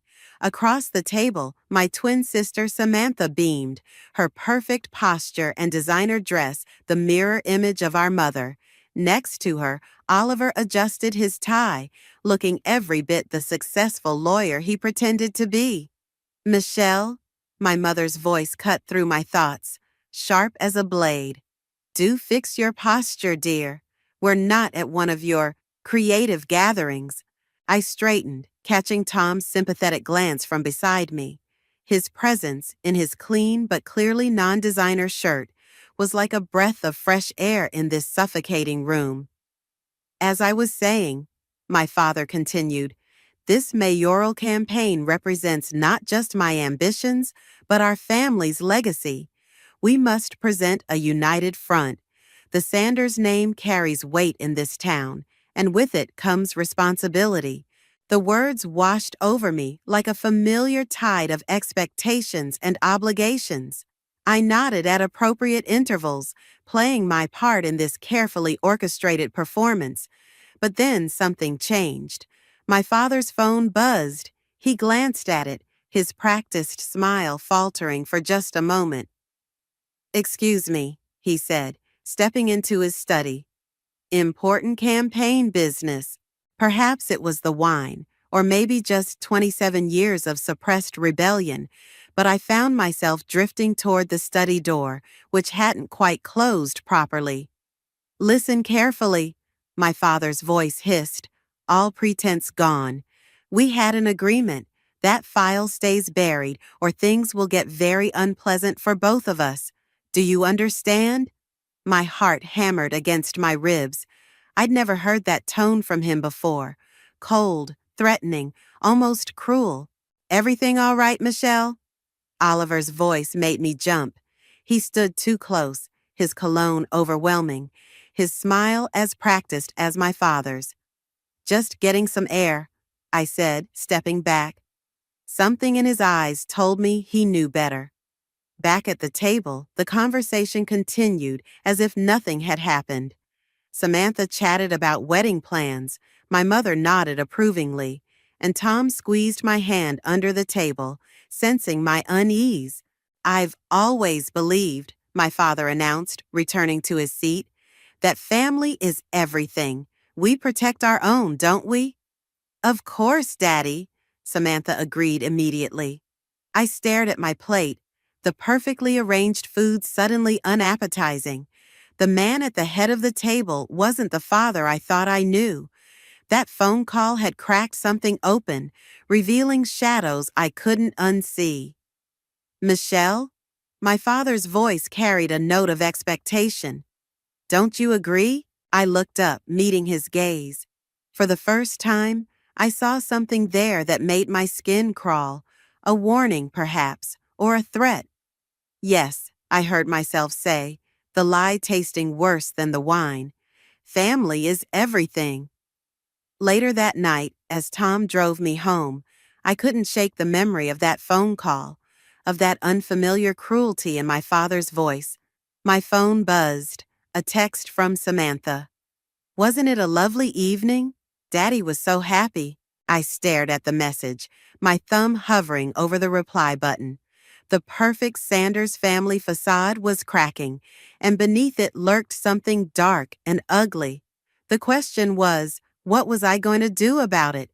3 days after that dinner, I sat in Samantha's pristine downtown office, watching her arrange her designer pen collection while I gathered courage to speak. The city skyline stretched behind her, a perfect backdrop for the perfect daughter's perfect life. "You're being ridiculous," she said before I could start. "Daddy would never threaten anyone." "I know what I heard, Sam." I leaned forward, my reflection fractured in her glass desk. "That wasn't a campaign call. He was threatening someone about a file." She aligned another pen, this one in metallic gold. "You've always had an overactive imagination. Remember when you convinced yourself Mrs. Peterson next door was running a cult? We were 12, and she did have weird midnight gatherings." "They were book club meetings." Samantha finally looked up. Her face, my face with better makeup, set in that familiar expression of patronizing concern. "Look, Daddy's under a lot of pressure with the campaign. The last thing he needs is you spinning conspiracy theories." The words stung precisely as she intended. "Oliver was hovering by the study door that night. Did you notice that?" Something flickered across her features. So brief I almost missed it. Fear? Uncertainty? But then her professional mask slipped back into place. "Oliver was being polite, checking if Daddy needed anything. Since when does your fiancé play errand boy?" "Stop it." Her voice cracked slightly. "Just stop. Everything's finally perfect. The campaign, the wedding plans, my promotion. Why do you always have to dig up problems?" I stood up, my chair scraping against the polished floor.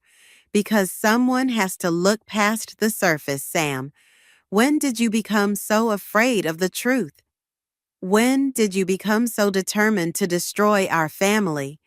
She turned to the window, but I caught her reflection, the slight tremor in her jaw, the way her fingers curled into fists.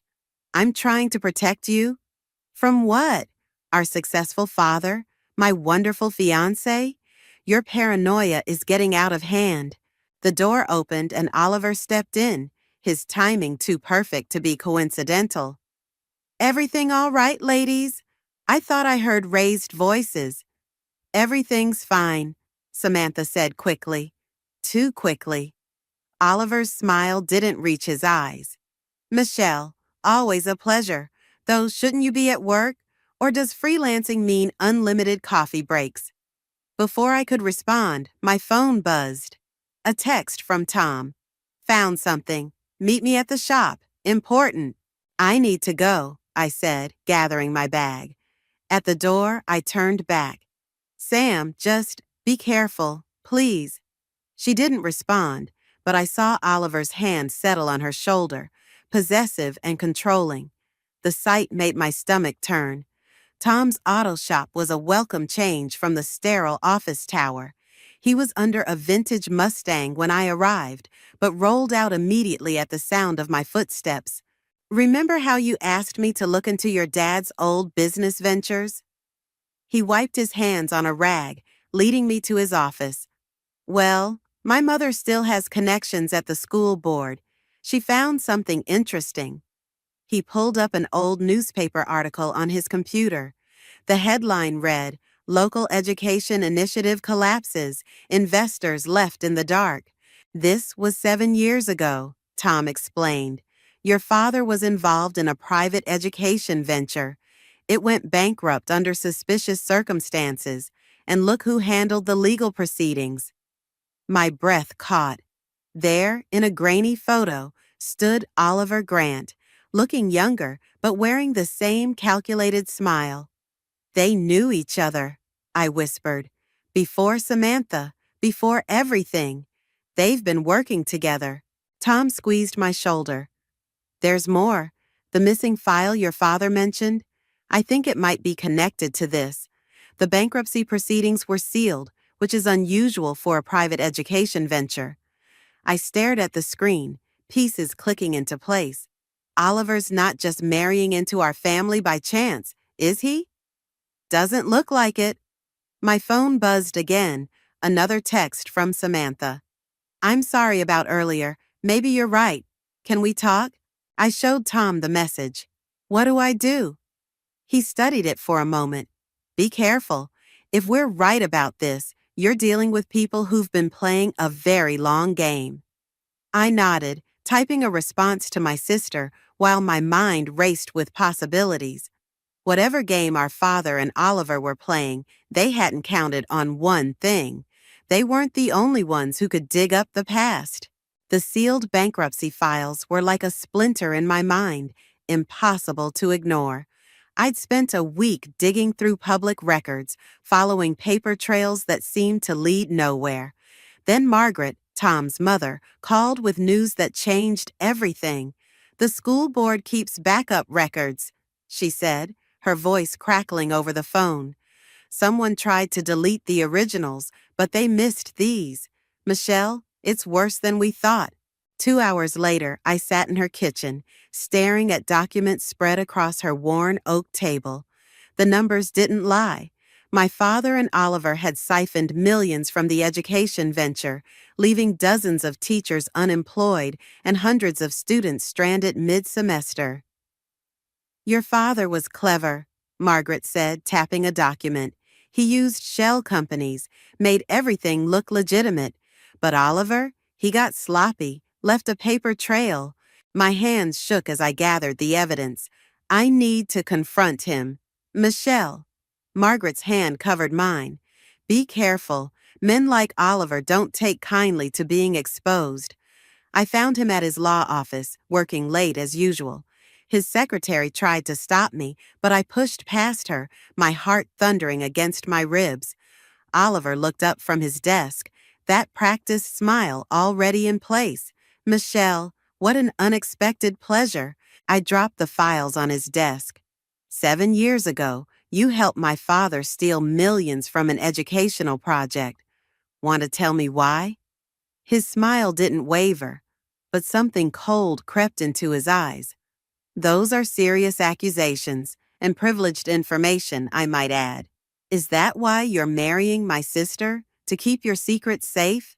He stood slowly, buttoning his suit jacket. "You know, Michelle, you've always been the problematic twin, never knowing when to leave well enough alone." He walked to his office door, closed it softly. "Your father warned me about you. Stay away from my sister." "Or what?" He picked up the files, flipped through them casually. "You'll expose us? Destroy your father's campaign? Break Samantha's heart?" He leaned closer, his cologne suffocating. "Think carefully about your next move. I already have." I pulled out my phone, showed him the recording icon. "Every word, Oliver, every threat." For a moment his mask slipped. Rage flashed across his features, transforming him into something ugly and familiar. The same expression I'd seen on my father's face during that phone call. "You stupid girl." His voice was barely a whisper. "You have no idea what you're dealing with. Your father and I built something valuable from those ashes. The connections we made, the influence we gained, it's all part of a bigger picture. A picture built on theft and lies." He laughed, but there was no humor in it. "Ask yourself this: if you expose us, what happens to Samantha's career? Her reputation? The Sanders name might mean nothing to you, but it's everything to her." My phone buzzed, a text from Tom. "Where are you? Not safe. Get out now." "You're right about one thing," I said, backing toward the door. "The Sanders name means nothing to me, not anymore." "Think about tomorrow's headline," Oliver called after me. "Mayoral candidate's daughter makes false accusations. Who do you think they'll believe? The respected lawyer and university dean, or the rebellious daughter with a history of causing trouble?" I made it to the elevator before my legs gave out. My phone buzzed again. "Samantha this time." "Where are you?" "Oliver just called. He's worried about you." The doors opened to reveal my father standing there, his campaign smile firmly in place.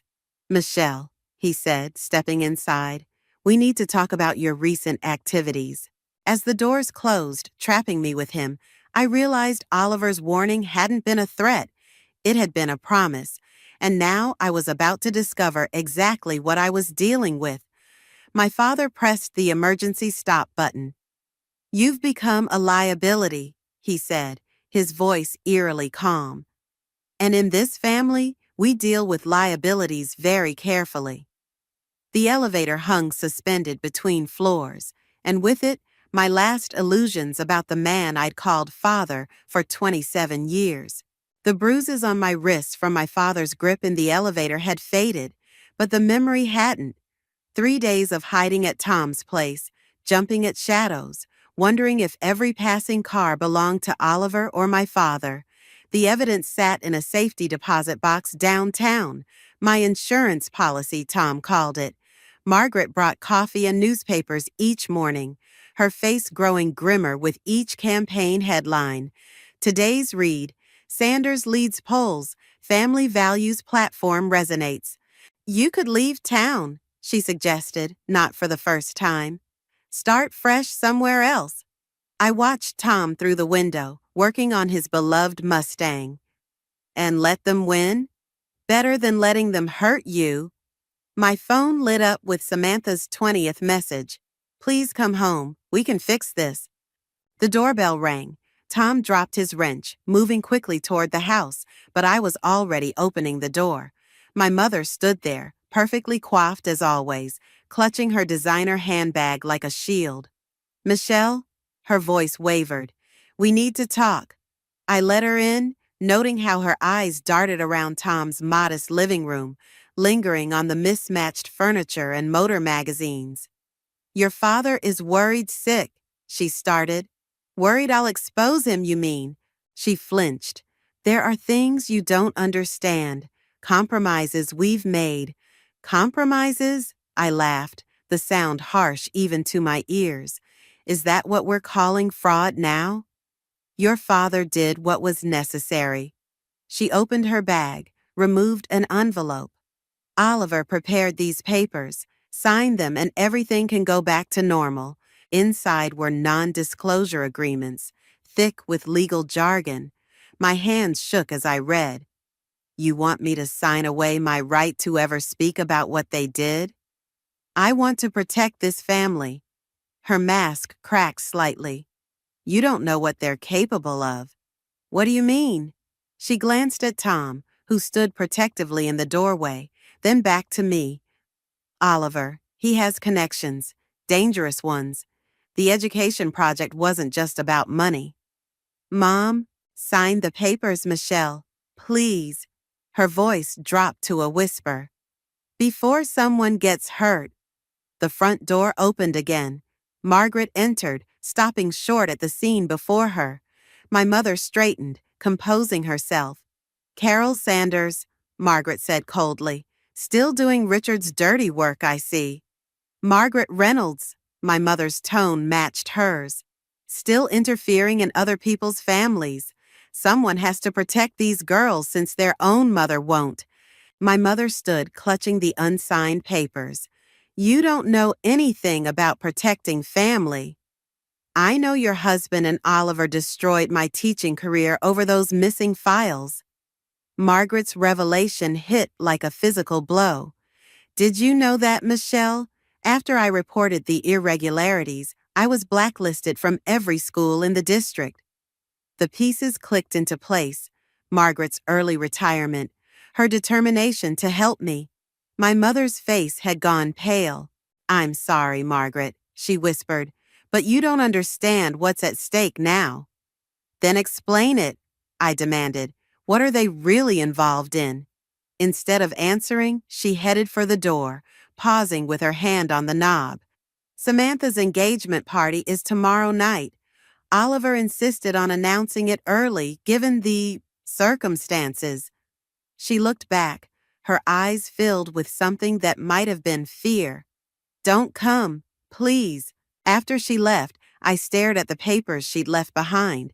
Tom picked them up, reading through them with a mechanic's precision.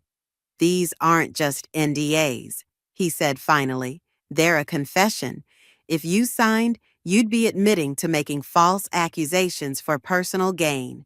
My phone buzzed again, not Samantha this time, but Oliver. "Your mother delivered my message. Choose wisely." I looked at Tom, then Margaret, thinking of my mother's fear and my father's threats. The truth about their corruption could destroy them, but the cost might be higher than I'd imagined. The engagement party, I said slowly. That's where everything connects. Oliver's rushing it for a reason. Michelle, Margaret warned, don't. I need to be there. I picked up my phone, typing a response to Oliver. Time to end this game. The engagement party glittered with false promises. Crystal chandeliers cast shadows across familiar faces, turned strange, while waiters circulated with champagne that cost more than my monthly rent. I adjusted the recording device hidden beneath my dress, feeling the weight of the evidence in my clutch. Samantha spotted me first. She broke away from a cluster of well-wishers, her designer dress rustling as she approached. You shouldn't be here. You texted me 20 times asking me to come home. That was before. She glanced over her shoulder at Oliver, who watched us from across the room. Things are complicated now. They're about to get more complicated. I pulled out the bankruptcy documents. Did you know about this? Her fingers trembled as she took the papers, her engagement ring catching the light. Michelle, please, not tonight. When then? After you marry him? After he and Dad destroy more lives? You don't understand. Her voice cracked. Oliver explained everything. The bankruptcy was necessary. Those teachers, including Margaret, they were involved in something dangerous. Dad and Oliver protected the school. Is that what they told you? I studied my sister's face, seeing the doubt beneath her practiced smile. Or is that what you need to believe? Oliver materialized beside us, sliding an arm around Samantha's waist. Ladies, you're attracting attention. Good. I raised my voice slightly. Let's attract more. Tell everyone how you and my father... Careful, Oliver interrupted, his smile never wavering. Your mother warned you about consequences. Are you threatening me at your own engagement party? I'm reminding you that family loyalty goes both ways. He took the documents from Samantha's hands. Speaking of loyalty, did you know your boyfriend's been looking into offshore accounts, following money trails he shouldn't? My heart stopped. What did you do? Nothing yet. Tom's garage is struggling, isn't it? Be a shame if his licenses were revoked, or if Margaret's pension suddenly disappeared. Samantha's face went pale. Oliver, you said no one would get hurt. No one has to get hurt. He tucked the documents into his jacket. Right, Michelle? Before I could respond, my father's voice boomed through the speakers. If I could have everyone's attention. He stood on the small stage, campaign smile firmly in place. Tonight, we celebrate not just love, but family. Oliver isn't just marrying my daughter. He's joining our legacy of service to this community. The crowd applauded. I watched my mother dab at her eyes with a monogrammed handkerchief, the perfect picture of maternal joy. But her hands shook. Michelle! Samantha grabbed my arm. There's something you need to know about the education project. It wasn't just money laundering. They were moving other things through the school accounts. Dangerous things. What things? I've seen documents. In Oliver's office. Dad's not just running for mayor to boost his ego. They need someone in position to... Samantha, Oliver's voice cut through the applause. Your father's waiting. She squeezed my arm once, hard, then pulled away. I watched her join Oliver on stage, accepting congratulations and playing her part perfectly. My phone buzzed. A text from Tham. Got into the offshore accounts. You need to see this. But Michelle, be careful. These aren't just local connections. Another buzz. An unknown number. Miss Sanders, we know what you're doing. Last warning. Walk away. I looked up to find my father staring at me from the stage, his expression unreadable. Oliver whispered something in Samantha's ear, making her laugh, but her eyes were desperate when they met mine. The recording device felt heavy against my skin. One press of a button and I could expose everything. But Oliver's threats echoed in my mind. Tom's garage, Margaret's pension, Samantha's safety. My mother appeared beside me, pressing a fresh glass of champagne into my hand. "It's not too late," she whispered, "to choose family." I watched Oliver kiss my sister for the cameras, saw my father shake hands with what I now knew were more than just campaign donors. The truth would destroy them all. But maybe that's what they deserved. I raised my glass. Decision made. Sometimes protecting family meant burning everything to the ground. The news broke like a thunderstorm. Headlines screamed across every local paper. Mayoral candidate's criminal past exposed. Sanders family linked to money laundering scheme. Education scandal rocks city. My recording from the engagement party, along with Tom's financial evidence, had done its work. I hadn't expected the fire at Tom's garage. "Total loss," the fire marshal said, standing in the smoking ruins. "Looks like an electrical fault, but we'll investigate." Tom's face was ash-streaked as he surveyed his destroyed livelihood. "Everything's gone. The cars, the equipment, my clients' projects." The message was clear. Oliver's warning made real. My phone hadn't stopped ringing since the story broke. Samantha's number flashed again, but I let it go to voicemail.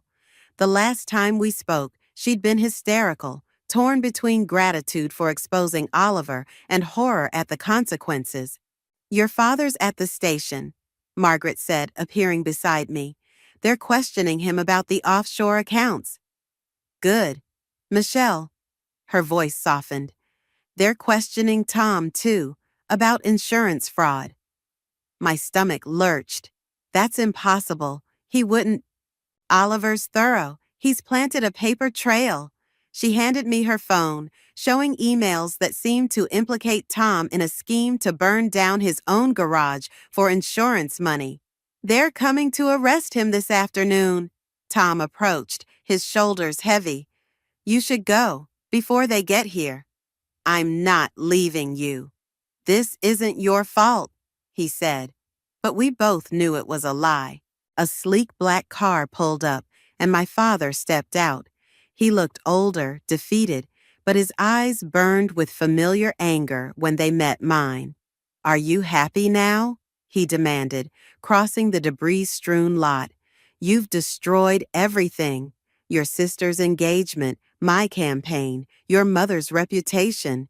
You destroyed those things," I shot back. "I just exposed the truth." "The truth?" He laughed bitterly. "You exposed nothing.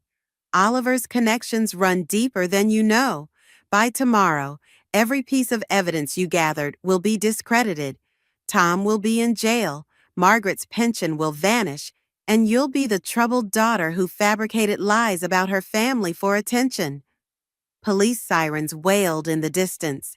"Dad," I whispered, "please don't let them take Tom." Something flickered in his eyes. Regret, maybe, or pity. "You chose this path, Michelle. Actions have consequences." The sirens grew closer. Tom squeezed my hand once, then let go. "Run," he murmured. I didn't run. I watched them handcuff him, reciting rights he already knew. Watched Margaret turn away, shoulders shaking. Watched my father climb back into his black car, leaving me standing in the ashes of my revenge. My phone buzzed. A text from Samantha. "Oliver's gone. Emptied our accounts. Dad knew he would. We were all just pawns." Another buzz. My mother. "Come home, please, before it's too late." Final buzz. Unknown number. "Ms. Sanders, perhaps now you understand the cost of justice. There's still time to recant your story." I stared at the messages until they blurred, thinking of Tom in handcuffs, of Margaret's lost pension, of Samantha's emptied accounts. My evidence discredited, my reputation destroyed, my loved ones suffering, all because I thought truth would be enough to fight power. The fire marshal approached, notebook in hand. "Ms. Sanders, we have some questions about your whereabouts last night." Of course they did. Oliver's web was complete. I'd tried to burn down my family's facade, but I'd only succeeded in burning everything else. My father's words echoed. Actions have consequences. I looked at the ruins of Tom's garage, smelling smoke and defeat. Sometimes the price of revenge isn't just burning everything to the ground. It's watching the flames consume the wrong things while the real monsters walk away unscathed. The marshal waited expectantly. In the distance, another police car approached. I had started this fire.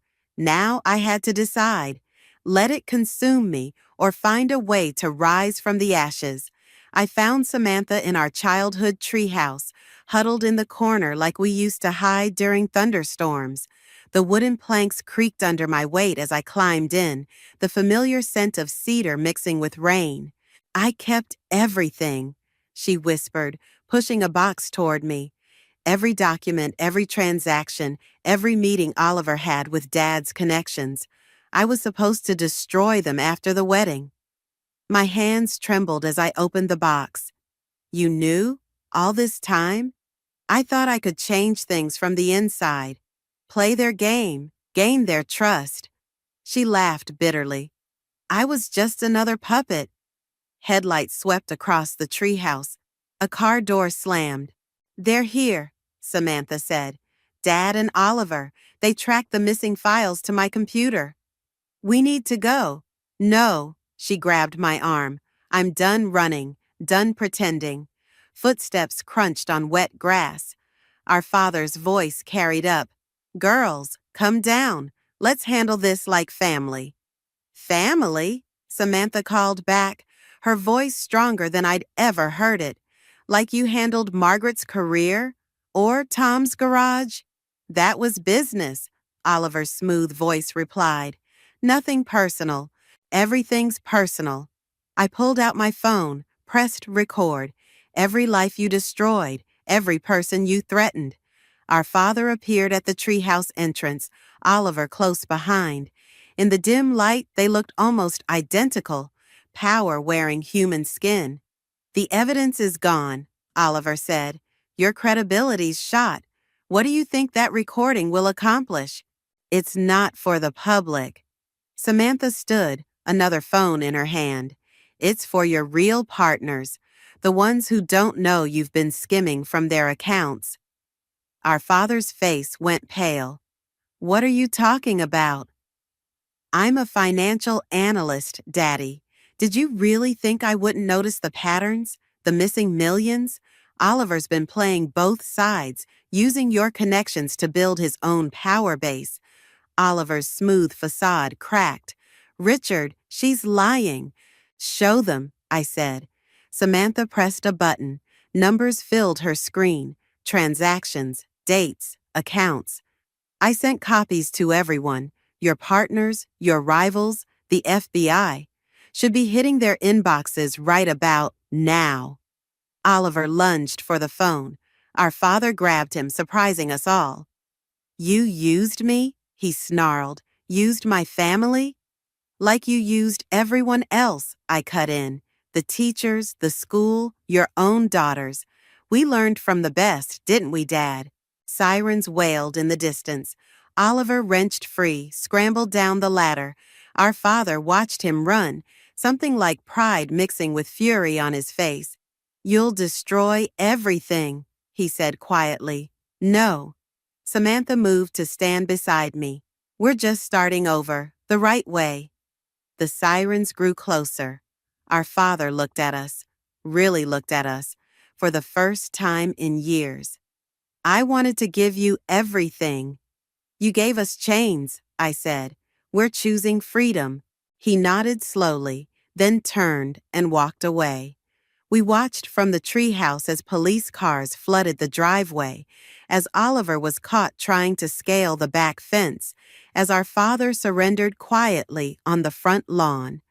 Our mother appeared below, looking up with tears streaming down her face. I'm sorry, she called. I should have been stronger. Samantha squeezed my hand. We all should have been. Later, as dawn broke over our shattered family's estate, We sat in the treehouse watching federal agents cart away boxes of evidence. Tom's lawyer called. All charges dropped. Margaret's pension was being reinstated. "What happens now?" Samantha asked. I thought about revenge, about justice, about the fine line between the two. "We rebuild, not their way, our way." She nodded, understanding. The truth hadn't just exposed our family's corruption, it had freed us from it. Sometimes protecting family meant destroying the lies that bound it together. The sun rose higher, casting long shadows through the treehouse slats. For the first time since this all began, they didn't look like prison bars anymore. The Sanders estate sold for less than market value, its pristine facade unable to hide the scandal's taint. I stood in my father's empty study, running my fingers over the mahogany desk where he'd built his empire of lies. The room still smelled of his cologne and power. "Found this in the safe," Samantha said from the doorway, holding a worn leather journal. Mom's writing. The pages were filled with our mother's elegant script, dreams and regrets bleeding together across decades. One entry caught my eye. "The girls are 5 today. Michelle questions everything, while Samantha watches and learns. Richard says this is a problem. I wonder if it's actually the solution." "She knew," I whispered. All along, she knew what we'd become. Samantha perched on the desk's edge. Did we do the right thing? Through the window, I watched Tham directing movers, his garage rebuilt with insurance money and community support.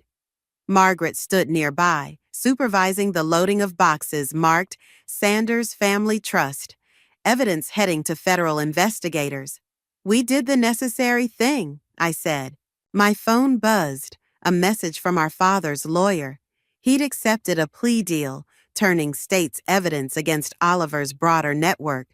Oliver himself had disappeared, leaving behind a web of shell companies and broken promises. "Mom's asking to see us," Samantha said quietly. "At the beach house.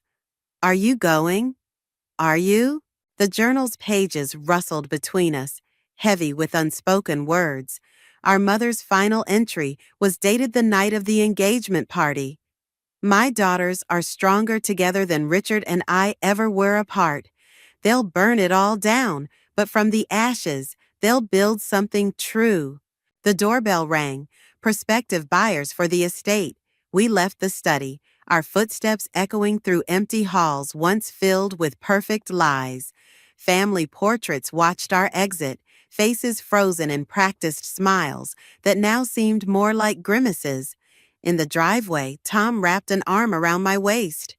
"Ready?" I looked at my childhood home, remembering the dinner that started everything, the threat in my father's voice, the weight of expectations, the suffocating need to maintain appearances. "The beach house," I told Samantha. "Tomorrow." She nodded, understanding flowing between us like it had in the treehouse. Some bridges couldn't be rebuilt, but others could be redesigned, made stronger by acknowledging their flaws. Margaret approached, holding a small box. "Found this in the attic. Thought you might want it." Inside was a crude clay sculpture, 2 intertwined figures, barely recognizable as human. Samantha laughed. "Our 3rd-grade art project. Mom kept it." "Some things are worth preserving," Margaret said softly. I placed the sculpture in my bag, next to our mother's journal. The past couldn't be erased, but it could be understood, integrated into something new. The buyers emerged from the house, talking excitedly about renovation plans. They saw potential where we saw shadows, possibility where we knew secrets lay buried. "They'll make it their own," Samantha said, "like we're doing." She smiled, a real smile, not the perfect Sanders version we'd been taught. Exactly like that. We left separately, Samantha to her downtown loft, me to the small house Tom and I had bought near his rebuilt garage. The estate's gates closed behind us with a final resonant clang. Tomorrow, we'd face our mother, hear her story, decide what pieces of our old life were worth carrying forward. Some questions would remain unanswered, some wounds would never fully heal. But as I drove away, watching the Sanders estate shrink in my rearview mirror, I realized revenge hadn't been about destroying our family after all. It had been about destroying the lies that kept us from being one in the first place. The clay sculpture shifted in my bag, the intertwined figures still holding each other after all these years. Some bonds, I realized, were stronger than the forces trying to break them. And sometimes, the truest form of family emerged only after everything else burned away. The magazine feels heavier than it should, like it's made of lead instead of glossy paper. My brother Ryan's perfect smile beams from the cover of Business Elite, his carefully styled hair and tailored suit screaming success. Thompson Air takes tech world by storm, the headline declares. I trace my finger over the embossed letters, wondering if they'll cut deep enough to draw blood. My name is Mila, and I'm the invisible Thompson. Darling, there you are. Mother's voice rings across our mansion's marble foyer. Have you seen the magazine? Isn't your brother absolutely magnificent? I turn slowly, clutching my own letter behind my back, the one announcing my nonprofit's successful expansion into 3 new cities. Yes, Mother. Very magnificent. We're having a celebration dinner tonight. The whole board will be there. She adjusts her pearl necklace, a nervous tic I've observed since childhood. Do wear something appropriate. That last dress you chose for the charity gala was rather pedestrian. I have a meeting tonight with potential investors. Oh, reschedule that little project of yours. This is family. She waves her hand dismissively. Your father's already ordered Ryan's favorite champagne. The letter crumples in my fist. Bright Futures isn't a little project. We've helped over 1,000 underprivileged kids. Yes, very noble. She checks her reflection in the hallway mirror. But really, Mila, playing social worker isn't quite the same as running a multi-million-dollar corporation, is it? Something snaps inside me. You're right, Mother. It's not the same. I'm actually making a difference instead of just making money. Her perfectly penciled eyebrows arch. Don't be bitter, dear. It doesn't suit you. Now, dinner's at 7. Do something with that hair of yours. She clicks away on her designer heels, leaving me standing there with my crumpled achievement in one hand and my brother's success story in the other. I walk to Father's study, hearing voices through the heavy oak door. Ryan's numbers are concerning, Father's voice, grave and low. The tech division is hemorrhaging money. David, he just needs time, Mother responds. And perhaps additional resources. Mila's trust fund could cover the shortfall. She's not using it anyway, just throwing money at that charity project. The magazine slips from my fingers, hitting the floor with a soft thud. They both fall silent. I push the door open, meeting their startled faces. My trust fund. Mila, Father straightens in his leather chair. This is a private conversation. About my money. My voice sounds strange, distant. To bail out Ryan's mistakes. Mother steps forward, arms outstretched. Darling, you don't understand business. I understand perfectly. The letter in my hand unfolds, revealing the impressive statistics of my organization's growth. While you've been propping up your golden child, I've built something sustainable. Something that matters. Now see here, Father rises, his face flushing. Your brother is carrying on the Thompson legacy. By running it into the ground? The words taste like venom. Go ahead, take my trust fund. But remember this moment, when you chose to rob your daughter to save your son's ego. I turn to leave, but Mother grabs my arm. You're being dramatic. Family supports family. Funny. I pull away from her grasp. I don't remember getting much support when I started Bright Futures. In fact, I remember you calling it my little hobby. Mila, Father starts, but I'm already walking away. Enjoy your celebration dinner, I call over my shoulder. I have an empire of my own to build. I close the study door behind me, my heart pounding against my ribs. They want my trust fund? Fine. But they're about to learn that the overlooked Thompson daughter has inherited something far more valuable than money, determination. And revenge, I'm discovering, is an excellent motivator. Grace's apartment always feels like a sanctuary, especially tonight. She hands me a glass of wine and settles onto her worn leather couch, her dark eyes studying my face. So you just walked out? What else could I do? I take a long sip. They're planning to raid my trust fund to save Ryan's mess. Again. Jesus. She tucks her legs under her. And the celebration dinner? Probably still going on. Mother's likely explaining my absence as Mila being difficult while they toast Ryan's magazine cover. My phone buzzes, another message from Mother. I silence it without looking. You know what the worst part is? I stand, pacing Grace's small living room. Ryan's actually terrible at his job. The tech division's failing, and they're throwing good money after bad just to maintain the illusion of the perfect son. Grace leans forward. How do you know about the tech division? Overheard, Father. But I've been watching the company's quarterly reports. The numbers don't lie, even if my family does. My phone lights up again, Ryan this time. I answer it on speaker, if only to prove a point to Grace. Where are you? His words slur slightly. Mother's upset. Mother's always upset when I don't play my assigned role. Don't be like that, Mills. He hiccups. Just come to dinner. Everyone's asking about you. No, they're not. They're asking about you, your magazine cover, your company. I pause. How's the tech division doing, by the way? Silence crackles over the line. That's what I thought. I end the call, turning to Grace. See, what are you going to do? Before I can answer, my phone rings again. Father's name flashes on the screen. I answer it, my voice steady.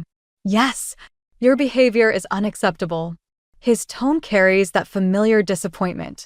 You've embarrassed your mother and upset your brother. Funny how my feelings never factor into these family equations. This isn't about feelings, Mila. This is about family loyalty. I laugh, the sound sharp enough to make Grace wince. Loyalty? Is that what you call stealing my trust fund to cover Ryan's mistakes? We are not stealing anything.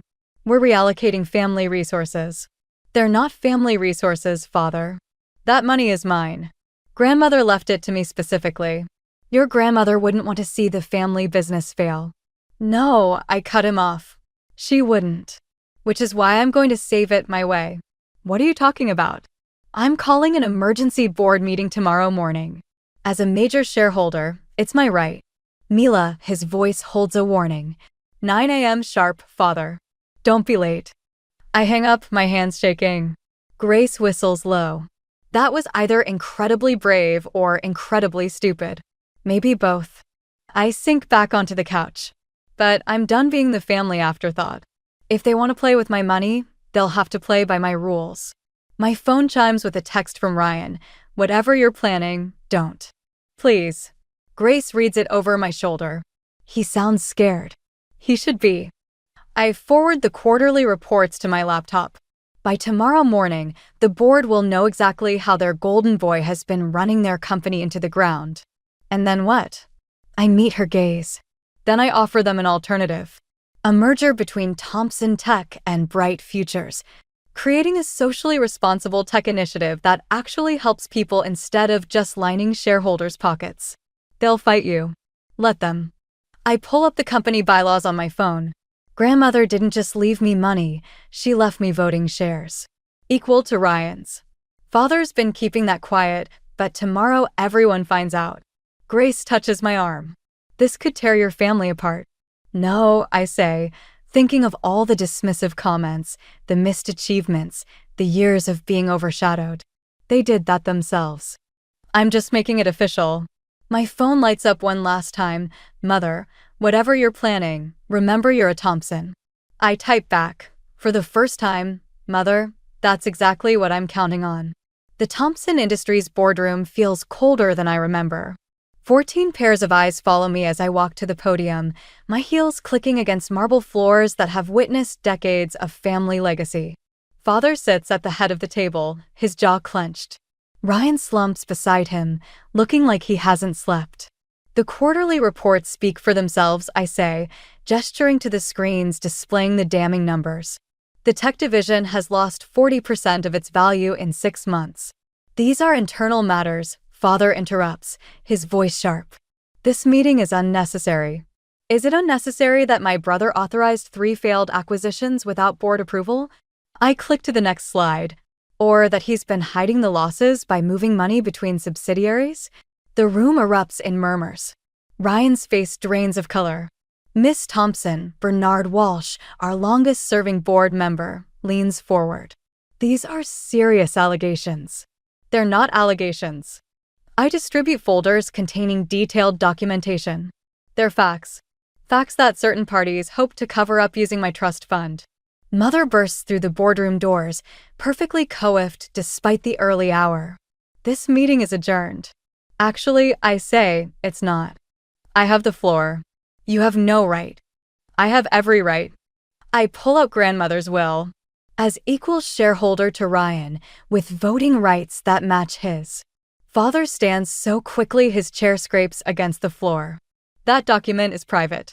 Was private, I correct him. Just like Ryan's mismanagement was private. But secrets have a way of coming out, don't they? The boardroom falls silent. I can hear Mother's pearls clicking as she fidgets. I move to suspend Ryan Thompson from his position as CEO, I announce, pending a full audit. Second, Walsh says quietly, "You can't do this," Ryan finally speaks, his voice cracking. "I'm your brother." "Yes, you are." I meet his gaze. Which is why I'm also proposing a solution. A merger between Thompson Tech and Bright Futures. Father laughs, but it sounds hollow. Your little charity project? My successful social enterprise that's actually turning a profit. I distribute another set of documents. Unlike the tech division. The board members flip through the papers, their expressions shifting from skepticism to interest. "This is ridiculous," Mother declares. The Thompson name will be strengthened, I cut in, by showing we care about more than just profit margins. Ryan stands abruptly, swaying slightly. I need air. He stumbles toward the door. Meeting in recess, Walsh announces. 10 minutes. I find Ryan in our father's office, drinking straight from a crystal decanter. A bit early, isn't it? Come to gloat. He doesn't turn around. No. I close the door. Come to understand why you let it get this bad. You don't know what it's like, he says, his words slurring. Being the chosen one. The golden child. Do you know how terrifying it is to know you can't live up to it? Actually, I do. I take the decanter from his hands. I've spent my whole life trying to prove I'm worth noticing. He looks at me then, really looks at me, maybe for the first time in years. I'm drowning, Mills. I know. I set the decanter down. Let me help. By taking over? By humiliating me? By saving what's left of both our legacies? I pull out my phone, showing him bright future success metrics. We could do something that matters, Ryan. Together. He stares at the screen, then at me. Why would you help me after everything? Because you're my brother. I pause. And because sometimes revenge isn't about destroying someone, it's about forcing them to see the truth. The boardroom door opens. Father stands there, looking older than I've ever seen him. They're ready to vote. Ryan straightens his tie, his hands shaking slightly. What do? We go back in there, I say, and we show them what the Thompson siblings can do when we stop competing and start collaborating. He nods, then hesitates. Mila? I'm sorry. For everything. Prove it, I say, holding the door open. Starting now. The board's decision hangs in the air like smoke. Thompson Tech and Bright Futures will merge, with shared leadership between Ryan and me. Victory should taste sweeter than this. Father corners me in the elevator after the meeting. I have a counter-proposal. The board already voted. A position for you. Senior Vice President, directly under Ryan. Better salary, better benefits. He adjusts his tie. Keep the family united. The elevator feels smaller suddenly. You're trying to buy me off? I'm trying to protect this family. The doors open to the executive floor. Think about it. Carefully. I step out, but he catches my arm. Your mother's health isn't what it used to be, Mila. This stress. Consider that. The doors close on his perfectly composed face, leaving me with the weight of that subtle threat. Grace meets me at our usual cafe, but I can barely touch my coffee. He's using Mother as emotional leverage? Classic Thompson manipulation. I push the cup away. But that's not what worries me. What then? Ryan's been too quiet. After the board meeting, he just disappeared. My phone buzzes, an email from an anonymous account. The attachment makes my blood freeze. Internal documents showing Bright Futures funding sources, including several that would raise regulatory eyebrows. What is it? Grace leans over. Someone's been digging. I show her the screen. These donations. I had no idea they came from shell companies. Could it hurt Bright Futures? It could destroy everything I've built. My hands shake as I scroll through the data. The merger would expose all of this to auditors. A text from Ryan appears, Father's office. Now, I find them both there, Ryan looking haunted, Father behind his desk like a judge at sentencing. Close the door, Father says. Ryan won't meet my eyes. I'm sorry, Mills. I had to tell him. Tell him what? Father slides a folder across his desk. Your friend Marcus Chin? The one who helped secure those major donations for Bright Futures last year. What about him? He works for our competitors. Those donations? Designed to gather intelligence on Thompson Tech's vulnerabilities. Father's voice is eerily calm. Intelligence your brother says you helped provide. The accusation hits like a physical blow. That's not. We have the emails, Mila. Ryan finally looks up. You met with him 12 times last year. He was helping me network for Bright Futures. He was using you. Father stands. And now you've given our competitors everything they need to destroy us. The pieces click together. Marcus's pointed questions about Thompson Tech, his generous introductions to donors, his interest in my family dynamics. Take the VP position, Father says. We'll bury this, protect Bright Futures, keep the family intact. And the merger? Dies quietly. For everyone's good. I look at Ryan, see the desperation in his eyes. He needs this merger as much as I do, but fear has always been Father's most effective weapon. You have until tomorrow morning, Father adds. Choose wisely. Outside his office, Ryan grabs my arm. Mila, wait. I yank away. You knew about Marcus for how long? A month. Father made me track your meetings after the first merger proposal. So much for solidarity. I'm trying to protect you.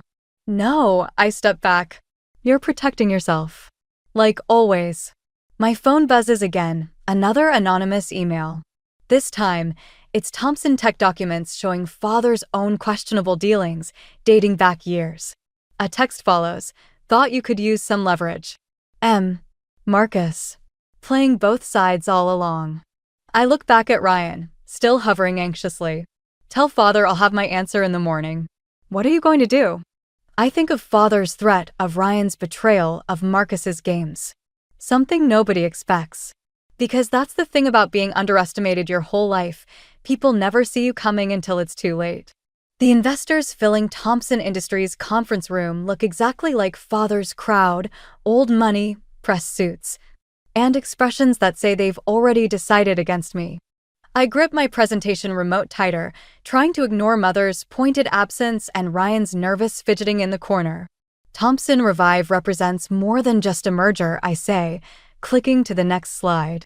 It's a complete reimagining of what corporate responsibility can look like. Ambitious, Charles Whitman interrupts, his tone suggesting he means naive. But the Thompson name has always represented traditional values. Traditional values lost 40% of shareholder value this quarter. The words come out sharper than intended. Ryan flinches. Miss Thompson, another investor leans forward. Your charitable work is admirable, but this is business. Bright Futures turned a profit in its first year, I counter, while implementing sustainable practices and community programs that, through questionable funding sources, Father's voice cuts through the room as he enters. I apologize for my tardiness, but I've just received some concerning information about Bright Futures' financial backing. My heart stops. He wouldn't dare. Perhaps, Father continues, settling into his chair, we should discuss these irregularities before proceeding. The room temperature seems to drop 10 degrees. I feel the investors' eyes shift, their judgment crystallizing. Any irregularities, I say carefully, would pale in comparison to certain historical Thompson Tech transactions. I meet Father's gaze. Shall we discuss those too? His expression doesn't change, but his knuckles whiten against the armrest. I have full documentation, I continue, of every Bright Futures transaction. Transparent and legitimate. Unlike some other company records I've recently discovered. Ryan stands abruptly. Mila. Sit down, Ryan. Father's voice could freeze hell. I click to the next slide. Profit projections for Thompson Revive. My proposal saves both companies and creates something stronger. Something honest. By exposing family secrets, Father's question carries a weight only I understand. By ending them, the room fills with murmurs. I notice Bernard Walsh studying me with new interest. Perhaps, Walsh says, we should review Miss Thompson's complete proposal before making any decisions. Father's phone buzzes. He checks it, and for the first time in my life, I see him pale. My own phone lights up with a message from Marcus.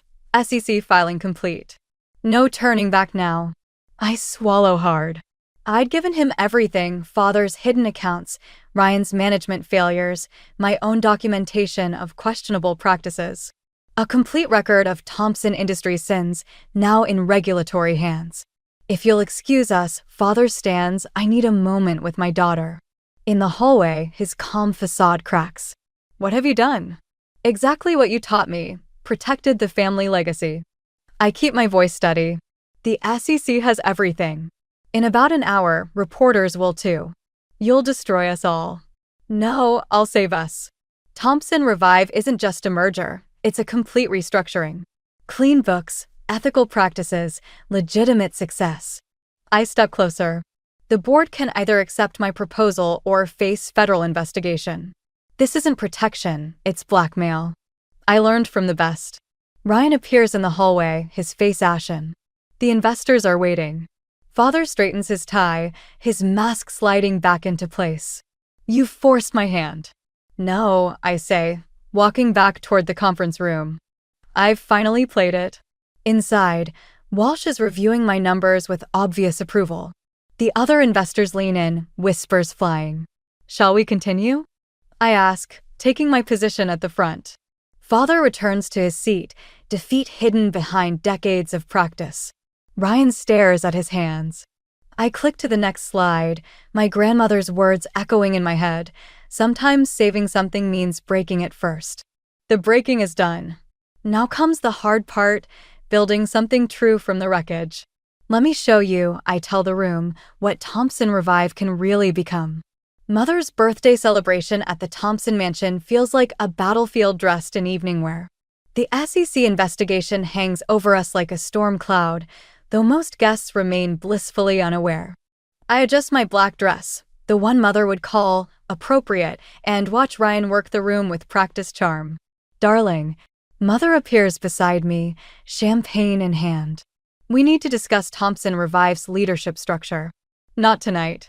Yes, tonight. Her smile never wavers. The press is here. Perfect timing to announce Ryan's position as co-CEO. The champagne turns bitter in my mouth. That wasn't part of the deal. The deal? She laughs musically for nearby guests. Family isn't about deals, darling. It's about unity. Like using my trust fund without my consent? That kind of unity. Her fingers tighten around her glass. You've made your point with this little power play. Now it's time to be reasonable. Before I can respond, Father taps his glass for attention. The room quiets. Today, we celebrate not just my beloved wife's birthday, he announces, but also a new chapter for Thompson Industries. My stomach drops. He wouldn't dare. Our children, Mila and Ryan, will be joining forces to lead Thompson Revive together, continuing our family's legacy of excellence. Applause erupts. Ryan steps forward, wearing a practiced smile. I remain rooted in place. Smile, Mother hisses. The journal is watching. I move toward the podium, fury building with each step. Father hands me the microphone with a warning look. Thank you all for coming, I begin.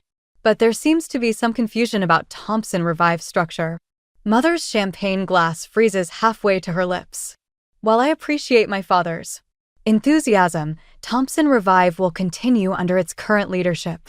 My leadership. The room falls silent. Ryan's smile cracks. Perhaps, Father cuts in. Reaching for the microphone, we should discuss details later. No. I step away from his reach. We've had enough discussions behind closed doors. Enough secrets. Enough manipulation. Mila, mother's voice carries a sharp edge. Remember where you are. I remember exactly where I am. I turn to address the crowd. I'm standing in the house where I was taught that family means loyalty, while my parents plotted to steal my inheritance. Where success only counts if it fits their narrow definition. Phones appear, recording. Father moves toward me, but I continue. Thompson Revive exists because the old way of doing business failed. Because secrets and shortcuts nearly destroyed everything our grandparents built. That's enough. Mother's voice cracks like a whip. No, it's not enough. I pull out my phone, displaying the SEC filing. Everything's coming to light now. Everything. The room erupts in whispers. I see journalists furiously taking notes. You ungrateful child. Mother's perfect mask finally shatters. After everything we've done for you. Done for me?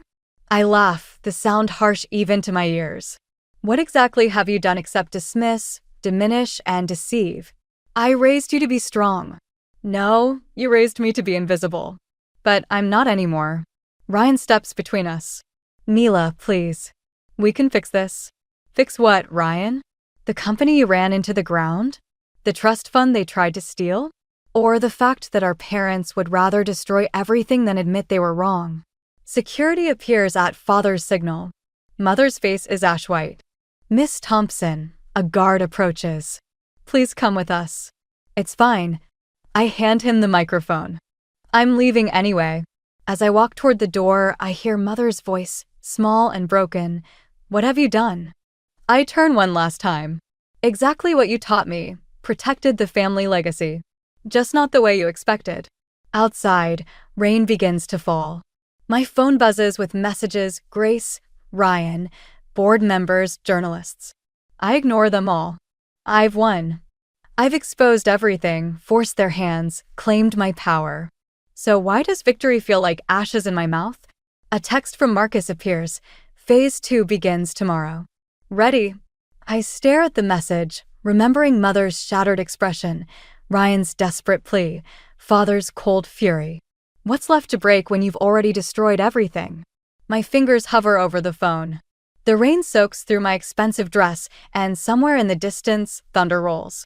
Marcus's true identity hits me like a physical blow. There he stands in Father's office, not as my ally, but as Thompson Tech's newest board member. Surprised, Father's voice carries a hint of satisfaction. Marcus has been quite helpful in understanding your strategy. You played me. The words taste like acid. All those documents, the SEC filing, were exactly what your father needed, Marcus interrupts, to prove your unfitness to lead.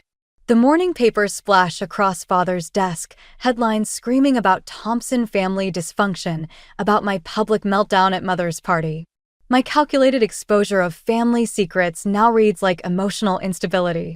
The board votes in an hour, Father says. To remove you from Thompson Revive completely. Ryan appears in the doorway, his face unreadable. It's done. My chest tightens. What's done? The merger paperwork. Bright Futures is now officially part of Thompson Industries. Ryan won't meet my eyes. Under my leadership. The room spins. Everything I've built, everything I've fought for. You can't. We can, Marcus smiles. Your signature from last month's preliminary agreement gave us everything we needed. I remember that document. Dozens of pages I'd trusted my own brother to review fairly. Why? I ask Ryan. After everything they did to you? Because family survives, he answers. And you've forgotten what that means. Forgotten. I laugh, the sound borderline hysterical. I remembered too much. Every dismissal, every comparison, every time they made me feel worthless. Enough. Father slams his hand down. You want to talk about worth? Look what your revenge has cost us. Stock prices plummeting, investors fleeing. Good. The word comes out sharp as a blade. Let it all burn. Mila, Ryan steps forward. Please, just sign the resignation. Walk away clean. I look at them. Father's cold authority, Marcus's smug satisfaction, Ryan's desperate plea, and something shifts inside me. You know what's funny? I move toward Father's desk. You're all so focused on what I might expose, you never asked why I had access to those documents in the first place. Father's expression flickers. Grandmother didn't just leave me money. I pull out my phone, displaying an email. She left me server access. To everything. Dating back 30 years. You're bluffing, Marcus says, but uncertainty creeps into his voice. Am I? I forward the email. Check your phones. Every board member just received 3 decades of Thompson Industries real books. Not the sanitized versions you showed the SEC. The color drains from Father's face. Mila, Ryan whispers. What have you done? Exactly what you taught me, little brother. I survived. I turn to Marcus. And those documents you helped Father collect? Manufactured. Every single one. Impossible. I learned from the best, didn't I, Father? About manipulation, about playing the long game. I check my watch. The real SEC filing goes live in about 30 seconds. Father lunges for his phone, but it's too late. The damage is done. You'll destroy everything, he says hoarsely. No. I'm forcing us to rebuild. Honestly, for once. I meet Ryan's gaze. Together, if you're willing. But this time as equals. The room falls silent except for the buzz of incoming messages as the news breaks. Ryan steps away from Father, then Marcus. How can I trust you after this? You can't. Just like I can't trust you. I hold out my hand. But we can try something new, respect. He stares at my offered hand, years of rivalry and resentment hanging between us. The board meeting starts soon, I say softly. We either walk in there united or watch it all collapse. Your choice. Father stands, straightening his tie. You're no longer my daughter. No, I agree. I'm your equal. Finally.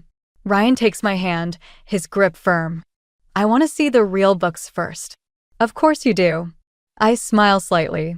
That's exactly what I was hoping you'd say. We leave Father and Marcus scrambling with their phones, walking together toward the boardroom where our family's future waits to be rewritten. Not through revenge, but through truth. Finally, devastatingly, irrevocably true. Grandmother's study remains exactly as she left it, untouched since her passing 3 years ago. I trace my fingers along her desk, remembering all the times I'd watched her work here, commanding respect without raising her voice. The letter arrived this morning, held by her lawyers until this specific date. My hands shake as I unfold it. Dearest Mila, it begins.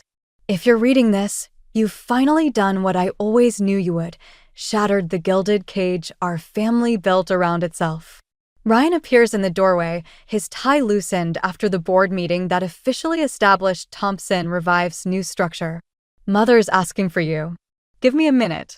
He steps inside instead, studying the room. I never understood why Grandmother left you the server access. Father always said it was a clerical error. It wasn't. I hold up the letter. She knew. About everything. Ryan sits across from me, the mahogany desk between us like a judge's bench. Read it? I continue. The Thompson men have always mistaken cruelty for strength, control for leadership. Your father, like his father before him, believed power meant making others small. But true power, my dear girl, lies in lifting others up while standing your ground. My voice catches. Ryan reaches for the letter, but I shake my head and press on. I've watched you build bright futures, creating something meaningful while they dismissed your efforts. You understand what they never will. That legacy isn't about maintaining appearances, it's about creating positive change. The sound of heels clicking on hardwood interrupts. Mother stands in the doorway, her perfect posture slightly wilted. The lawyers are waiting, she says. To finalize the restructuring. There's more, I tell her, continuing to read. I'm not the first Thompson woman to face this battle. Your grandmother fought it too, Mila. And her mother before her. Each time, the men in our family chose pride over progress, control over collaboration. Mother steps into the room, drawn by words she never expected to hear. Until now. I look up at her. She knew we'd end up here. Your grandmother, mother's voice wavers, was a formidable woman. Like daughter, like granddaughter, Ryan adds quietly. I fold the letter, but mother gestures for me to continue. Please. My darling girl, remember this. Revenge is easy. Redemption is harder. True strength lies not in destroying what's broken, but in having the courage to rebuild it better. The company is yours now, as it should be. But the real legacy I leave you is this truth. Sometimes the greatest act of love is forcing those we care about to face their own reflections. The room falls silent. Through the window, I can see Father in the garden, looking older than I've ever seen him. He'll never forgive me, I say. No, Mother agrees. But he'll respect you. Eventually. Ryan stands, straightening his tie. The lawyers are waiting. And we have that meeting with the youth program directors. Bright Futures expansion? Mother asks, surprising us both. Yes, I say carefully. We're integrating their education initiative into Thompson Revive's corporate structure. She nods, almost to herself. Your grandmother would approve. I tuck the letter into my jacket pocket, feeling its weight against my heart. There's room in the meeting if you're interested. Mother hesitates, decades of ingrained behavior warring with something new in her eyes. Perhaps. I could learn more about what you've built. Ryan opens the door, gesturing for us both. Shall we? I take one last look at grandmother's study. At the space where one Thompson woman dared to challenge the status quo so another could break it entirely. Yes, I say, leading the way out. Let's build something new. The letter rests in my pocket, its final words unread. P.S. Check the false bottom of the leftmost drawer. The real company books go back 5 generations. Every Thompson woman has added to them. Now it's your turn to write our true history. Some legacies, I'm learning, are written in ink. Others in actions. The best ones, perhaps, in both. The first guest to check into my hotel on that Tuesday was a dead man. Not literally dead, not yet, but looking back, I realised that's exactly what Ryan Carter was.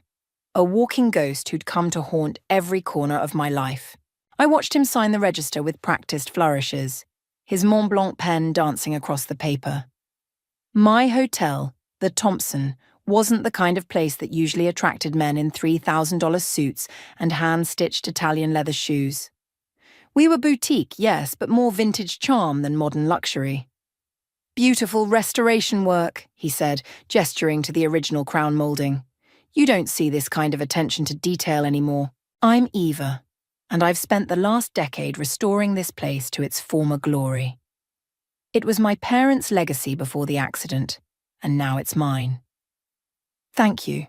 The moulding nearly bankrupted me, but I couldn't bear to see it replaced with something modern. His smile reached his eyes. I'll give him credit for that. Later, I'd learn how he practiced those smiles in mirrors, perfecting every crinkle. Sometimes the most expensive choice is the only right choice. He leaned in slightly, cologne subtle but expensive. I'm in town for a few weeks. Any chance you'd let me buy you dinner? I'd love to hear more about the restoration. I should have said no. Should have seen how his interest was too perfect, too practiced. But loneliness is a hell of a drug, and I'd been sober for far too long. I don't typically have dinner with guests, I said, but I was already reaching for his keycard. Already imagining how the story would sound when I told my sister Lily about the handsome stranger who'd swept me off my feet. I respect that completely. He stepped back, hands raised in playful surrender. How about after I check out? Then I'm just another admirer of fine architecture and beautiful hotel managers. I felt the heat rise in my cheeks, hating myself for being so easily charmed. Maybe. We'll see how well you treat my hotel. Challenge accepted.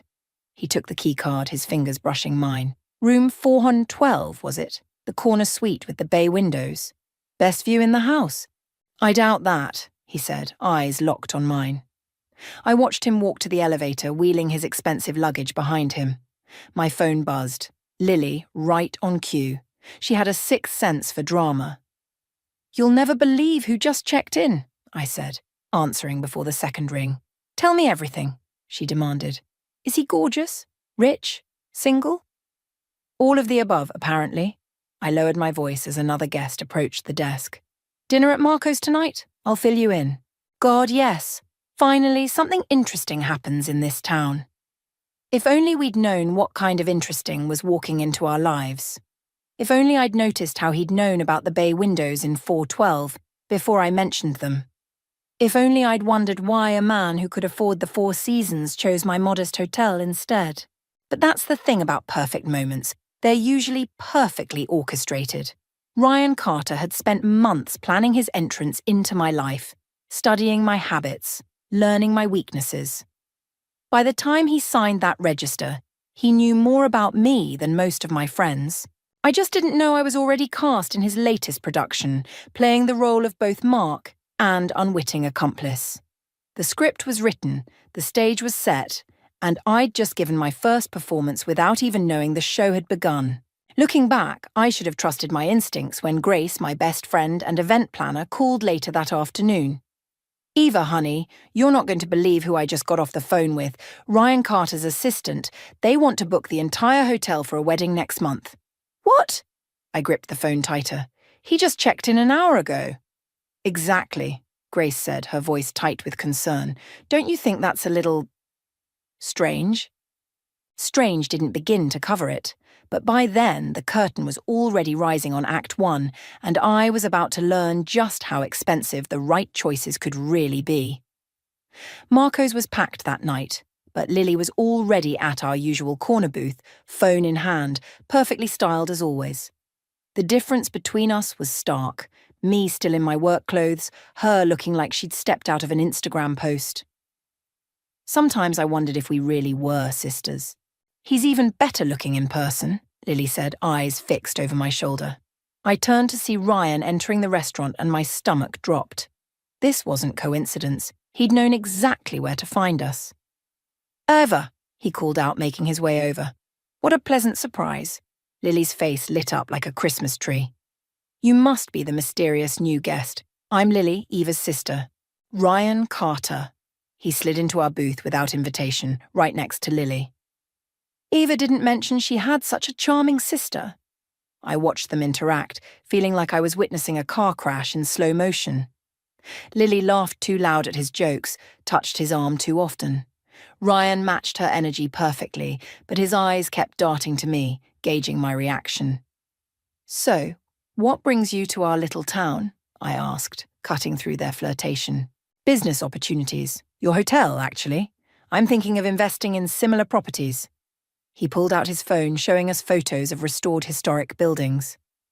"I've done several projects like this in Boston." Lily leaned in closer. "That's amazing. Eva's been trying to expand for years, but the banks won't take the risk." I shot her a look. We didn't discuss business matters with strangers, especially not my financial struggles. But Lily was already continuing. "You should see her proposal. She's got this whole vision for turning the old Morrison building into a sister hotel." "Lily?" My voice came out sharper than intended. "What?" He could help. God knows you need it after that last rejection. Ryan watched our exchange with careful interest. "I'd love to see the proposal, Eva. Maybe we could discuss it over dinner tomorrow." Before I could respond, my phone buzzed. Grace's text made my blood run cold. "Did background check. No record of Ryan Carter's company in Boston. Call me Asa P." "I should really keep business and pleasure separate," I said, trying to keep my voice steady. "Smart woman." Ryan smiled, but something shifted in his eyes. "Though sometimes the best opportunities come from mixing the two." "Eva's always been the careful one," Lily said, rolling her eyes. "Me, I believe in taking chances." "Speaking of chances," Ryan turned to her, "I'm hosting a small gathering at my suite tomorrow evening. Nothing fancy, just drinks and conversation. You should both come." "We'd love to," Lily answered before I could decline. "Actually, I have inventory tomorrow night," I lied, standing up, "and Lily has an early shift at the cafe."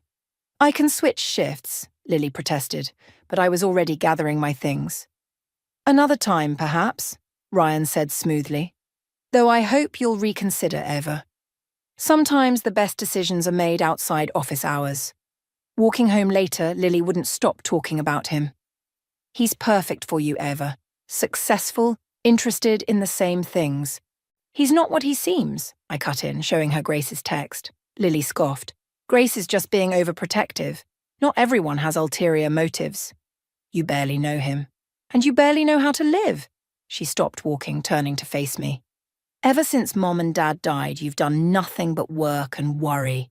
Maybe it's time you took a risk. Maybe it's time you grew up, I snapped back, instantly regretting it. Lily's face hardened. I'm going to that gathering tomorrow night, with or without you. I watched her storm off, heels clicking against the pavement. My phone buzzed again, another text from Grace. Found something else. Ryan Carter's brother Mason just filed for bankruptcy protection. Family business gone under. Be careful. The pieces were starting to fit together, but not in any way I liked. Ryan wasn't here by chance, and my sister was walking right into whatever game he was playing.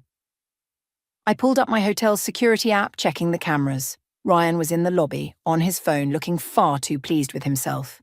Tomorrow night's gathering suddenly seemed like an opportunity I couldn't afford to miss. Sometimes the best way to protect what's yours is to walk straight into the trap. As long as you're the one holding the trigger, the numbers didn't lie. I stared at my laptop screen, cross-referencing the hotel's transaction records with the documents Grace had sent over. Every night since Ryan checked in, there had been a surge of credit card activity. Not just in the rooms he'd booked, but throughout the hotel. Small charges spread across different cards, all just under the reporting threshold. My phone lit up with Lily's text. Having breakfast with Ryan. He has amazing ideas for the Morrison Building renovation. The Morrison Building. My dream project, now being dangled like bait. I clicked through another set of transactions, my hands shaking. The pattern was clear. Ryan wasn't just staying at my hotel, he was using it. You should see this, Grace said, walking into my office without knocking. She dropped a stack of papers on my desk. Remember those Boston properties he showed you? They're all in foreclosure. The Carter family business is underwater, and Ryan's brother Mason is trying to salvage what's left. Does Lily know? Lily won't listen to anyone right now. She thinks she's in love. I pulled up the security cameras. Ryan and Lily were in the hotel restaurant, heads close together over Sophie. He was showing her something on his phone, and she was nodding enthusiastically. The same way I probably looked when he first showed me those fake investment properties. We need to talk to Mason, Grace said. No, I closed my laptop. First, I need to hear Ryan explain these transactions himself. I found him in the bar that evening, nursing a whiskey. Lily was nowhere in sight. Small mercies. Eva, he smiled, that practiced smile. I was just thinking about you. Funny how that works. I sat down, sliding a printout across the bar. I was thinking about you too. And these unusual patterns in our credit card transactions. His expression didn't change, but his knuckles whitened around his glass. You know how corporate expenses work. Sometimes things need to be structured creatively. Creative like your Boston properties? The ones in foreclosure? Now the smile faltered. You've been checking up on me. You're using my hotel for money laundering, Ryan. The question is why? You're making dangerous accusations. His voice dropped, all charm vanishing. Accusations that could hurt a lot of people, including Lily. My blood ran cold. Leave my sister out of this. She's already in it. She signed the partnership papers this morning. Didn't she tell you? She's investing her inheritance in our venture. The room spun. Lily's inheritance, the money our parents left her, the money I'd been managing until she turned 30. She'd been asking about accessing it early. You son of a bitch. Business is business, Eva. Your hotel's perfect, established, respectable, just under the radar. We could help each other. Or, he shrugged, things could get complicated. They already are. I stood up, fighting to keep my voice steady. You have 24 hours to check out. You might want to discuss that with your new partner first. He finished his whiskey. Lily's quite excited about our plans. It would be a shame to disappoint her. I walked away before I could do something stupid, like throw his whiskey in his face. In the lobby, my phone buzzed with an email notification. Lily had requested an emergency transfer of funds to a new business account. The paperwork was already filed. Grace was waiting in my office. Mason Carter called back. He wants to meet. Too late. I showed her the transfer request. Ryan's already got what he wanted, access to clean money through a legitimate business. What are you going to do? I looked at the security feed again. Ryan was still at the bar, now on his phone, probably moving pieces into place. He thought he had me cornered. The protective sister, the cautious businesswoman, too afraid of scandal to fight back. But he'd made one crucial mistake. The Thompson Hotel wasn't just my business. It was my parents' legacy. And I'd learned long ago that sometimes the only way to protect what you love is to burn everything else to the ground. Call Mason back, I said. Tell him to meet us tomorrow, and Grace, bring everything you've found. It's time to show Ryan Carter what creative accounting really looks like. Mason Carter looked nothing like his brother. Where Ryan was all polished charm, Mason carried himself with the worn-down dignity of someone who'd spent years cleaning up other people's messes. We met at a coffee shop 3 blocks from the hotel, far enough that Ryan wouldn't accidentally spot us. The money laundering started small, Mason said, spreading documents across the table. Family business was failing. Ryan promised he could save it. By the time I realized what he was doing, we were in too deep. Grace studied the papers, her event planner's eye for detail catching what others might miss. These transactions matched the patterns we found at the hotel. He's done this before, I asked, though I already knew the answer. Mason's laugh was bitter. The Thompson Hotel is his 4th attempt. The others... He slid over a newspaper clipping. 3 historic hotels, all foreclosed within months of Ryan's involvement. My phone buzzed. Lily again. I ignored it, but Mason noticed. He's good at finding pressure points, people's weaknesses. My sister isn't weak, I snapped. No, but she wants something. Ryan's excellent at spotting what people want. He pulled out another document. Like this proposal for the Morrison building renovation. It's brilliant, isn't it? Exactly what you've been dreaming of. I stared at the familiar plans. My plans repackaged with Ryan's company letterhead. He stole this from my office. Probably while Lily was distracting you, Grace said quietly. The night of the gathering. My phone buzzed again. This time, I looked. A photo from Lily, her and Ryan at the Morrison building, hard hats on, champagne in hand. Breaking ground next week, the caption read. Dreams do come true. He can't break ground, I said. He doesn't own. Check the county records, Mason interrupted. See, as of this morning, Carter Developments owns the Morrison building, purchased with capital from their newest partner. My sister's inheritance. Our parents' legacy, handed over to a con man because I'd been too slow, too cautious, too afraid to act. Why are you helping us? Grace asked Mason. He's your brother. Because next time he won't stop at bankruptcy. Someone's going to get hurt or worse. Mason gathered his papers. But I never had this conversation with you. Ryan's dangerous when he's cornered. So am I said.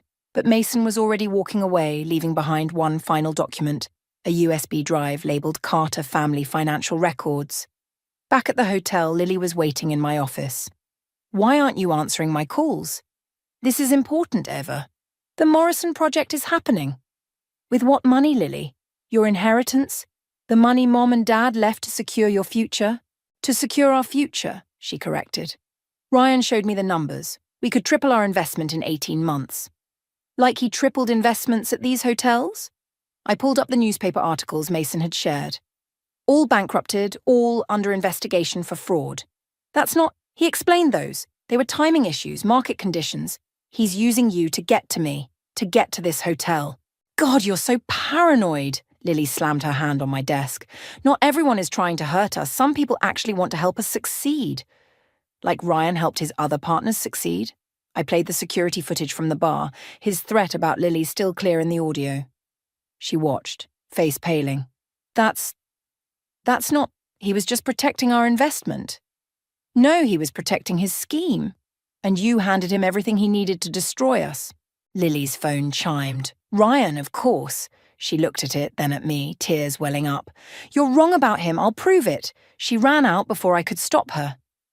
Through my office window, I watched her cross the lobby, straight into Ryan's waiting arms. He looked up, caught my eye, and smiled that perfect, practiced smile. I plugged Mason's USB drive into my computer. If Ryan wanted to play with family legacies, fine. But he'd forgotten something crucial about the Thompson sisters. We learned about revenge at our father's knee, watching him build this hotel empire one calculated risk at a time. Time to show Ryan Carter what a real calculated risk looks like. The Morrison Building groundbreaking ceremony felt like watching my own funeral.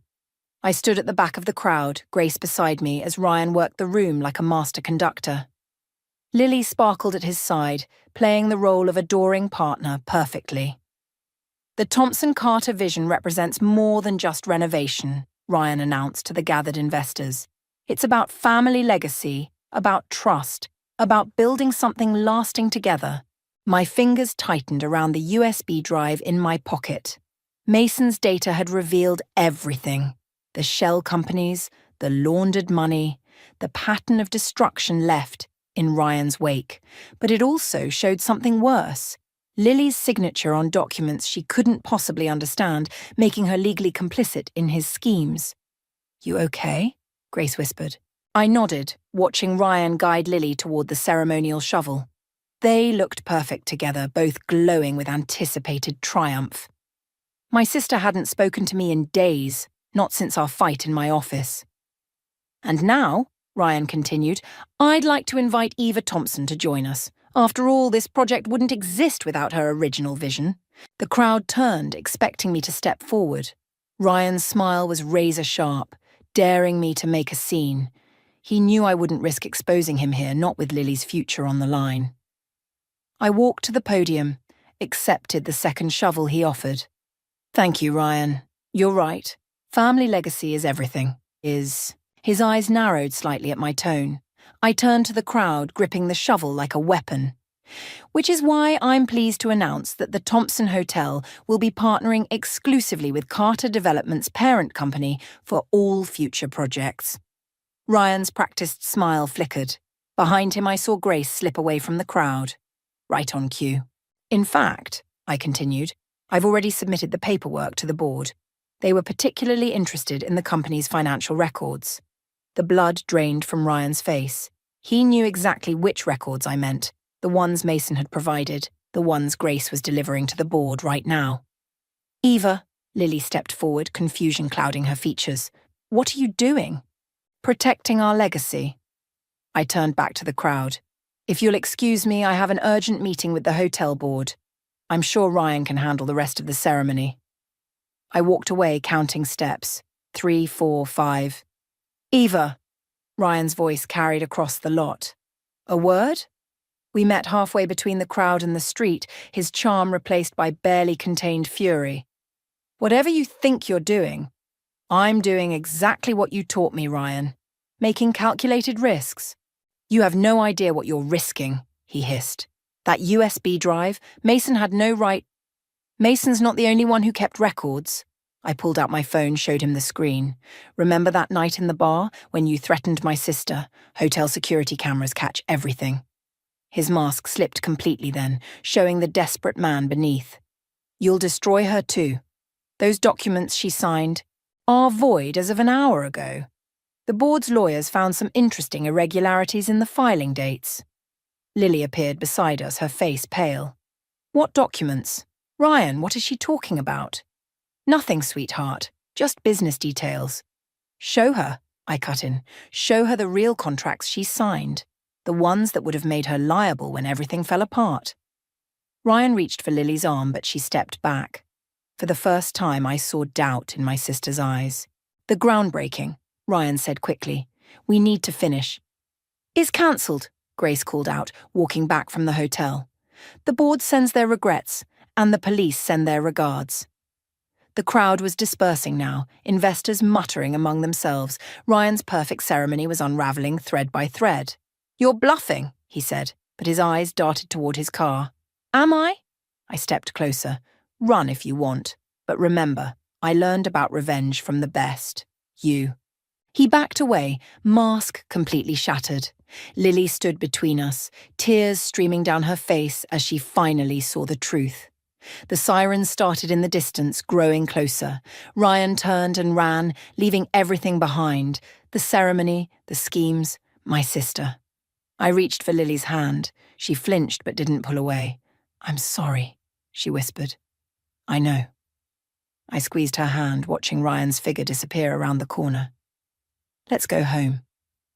The real work, healing our family, rebuilding trust, was just beginning. But at least now we could face it together, without any more perfect lies standing between us. 3 days after Ryan disappeared, I found Lily unconscious in her apartment, an empty bottle of sleeping pills beside her. The note simply read, "I'm sorry I ruined everything." Now I sit in the hospital waiting room, my hands shaking as I scroll through the messages flooding my phone. The hotel board wants an emergency meeting. The police need another statement. Grace keeps sending updates about the media circus gathering outside the Thompson. "Miss Thompson," a detective appears, notebook in hand. "We need to discuss the documents your sister signed." She didn't know, I say automatically, the same words I've repeated for days. Ryan manipulated her. The evidence suggests otherwise. He slides over a photo, Lily and Ryan at a bank, both smiling as they signed papers. These transfers were made weeks before the Morrison project. My chest tightens. That's impossible, the timeline. Shows your sister was an active participant in Mr. Carter's financial schemes, unless you have evidence proving otherwise. I think of Mason's USB drive now in police custody. The records that saved me might damn Lily. My revenge against Ryan could cost my sister everything. Grace appears, face drawn. "Eva, the board's here. They're talking about forcing a sale." "They can't. They can if they prove the hotel was used for money laundering, with or without your knowledge." The detective watches this exchange with interest. "Anything you'd like to add to your statement, Miss Thompson?" The hospital room door opens before I can respond. The doctor's expression tells me everything before she speaks. "We've stabilized her, but..." I push past them all, needing to see Lily. She looks small in the hospital bed, tubes snaking from her arms. The sister I tried so desperately to protect, now broken by my need for revenge. "You should have told me." Mason's voice makes me jump. He stands in the doorway looking as haunted as I feel. "About Lily's involvement. I could have helped." "Like you helped by giving me those records?" My laugh sounds hollow. "Your evidence might send her to prison." "Ryan called me." Mason steps closer, voice low. "He's willing to make a deal. He'll take full responsibility, claim he forged Lily's signatures, if you drop the charges and sell him the hotel." "He's lying." "Probably. But right now he's offering you a choice. Your hotel or your sister." Through the window I can see reporters gathering. The Thompson Hotel scandal grows by the hour. The perfect revenge story turning into a nightmare. My phone buzzes again, an email from the board. They've called an emergency vote for tomorrow. Without my parents controlling shares, which I signed over to Lily months ago as part of her inheritance, I can't stop them. "Time's running out," Mason says quietly. "Ryan's flight leaves tonight. After that, his offer dies, and Lily faces the consequences." I look at my sister, remembering her as a child, always following me around the hotel, dreaming of making it grander. Now those dreams might destroy us both. He planned this, I realize. From the beginning. The hotel, Lily, all of it. I thought I was destroying him, but he's still playing the game, Mason finishes. "Question is, are you willing to lose everything to win?" Grace appears with coffee I didn't ask for. "Board's getting restless. They want an answer about the sale." I take the coffee, letting its heat burn my palms.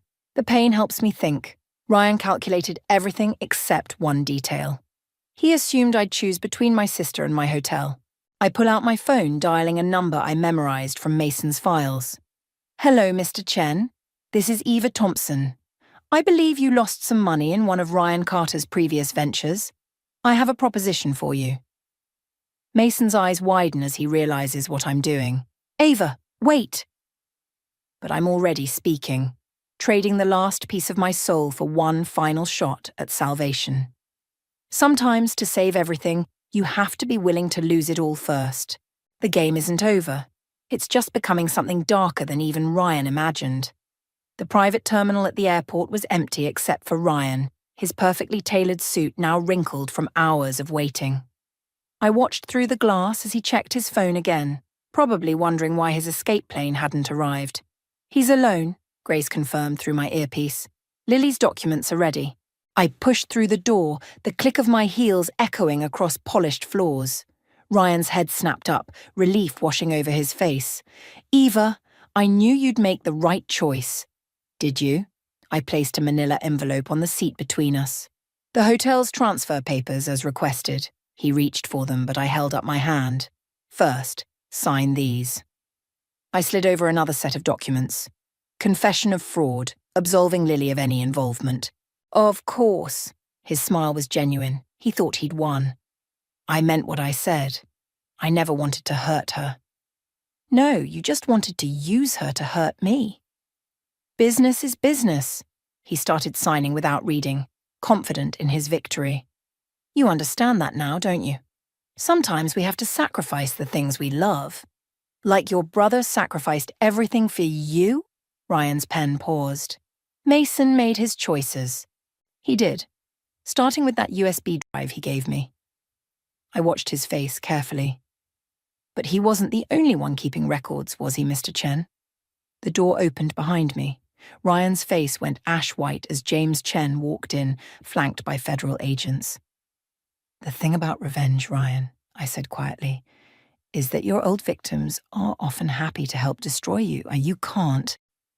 He grabbed for the hotel transfer papers, but I pulled them back. "Those? They're fake?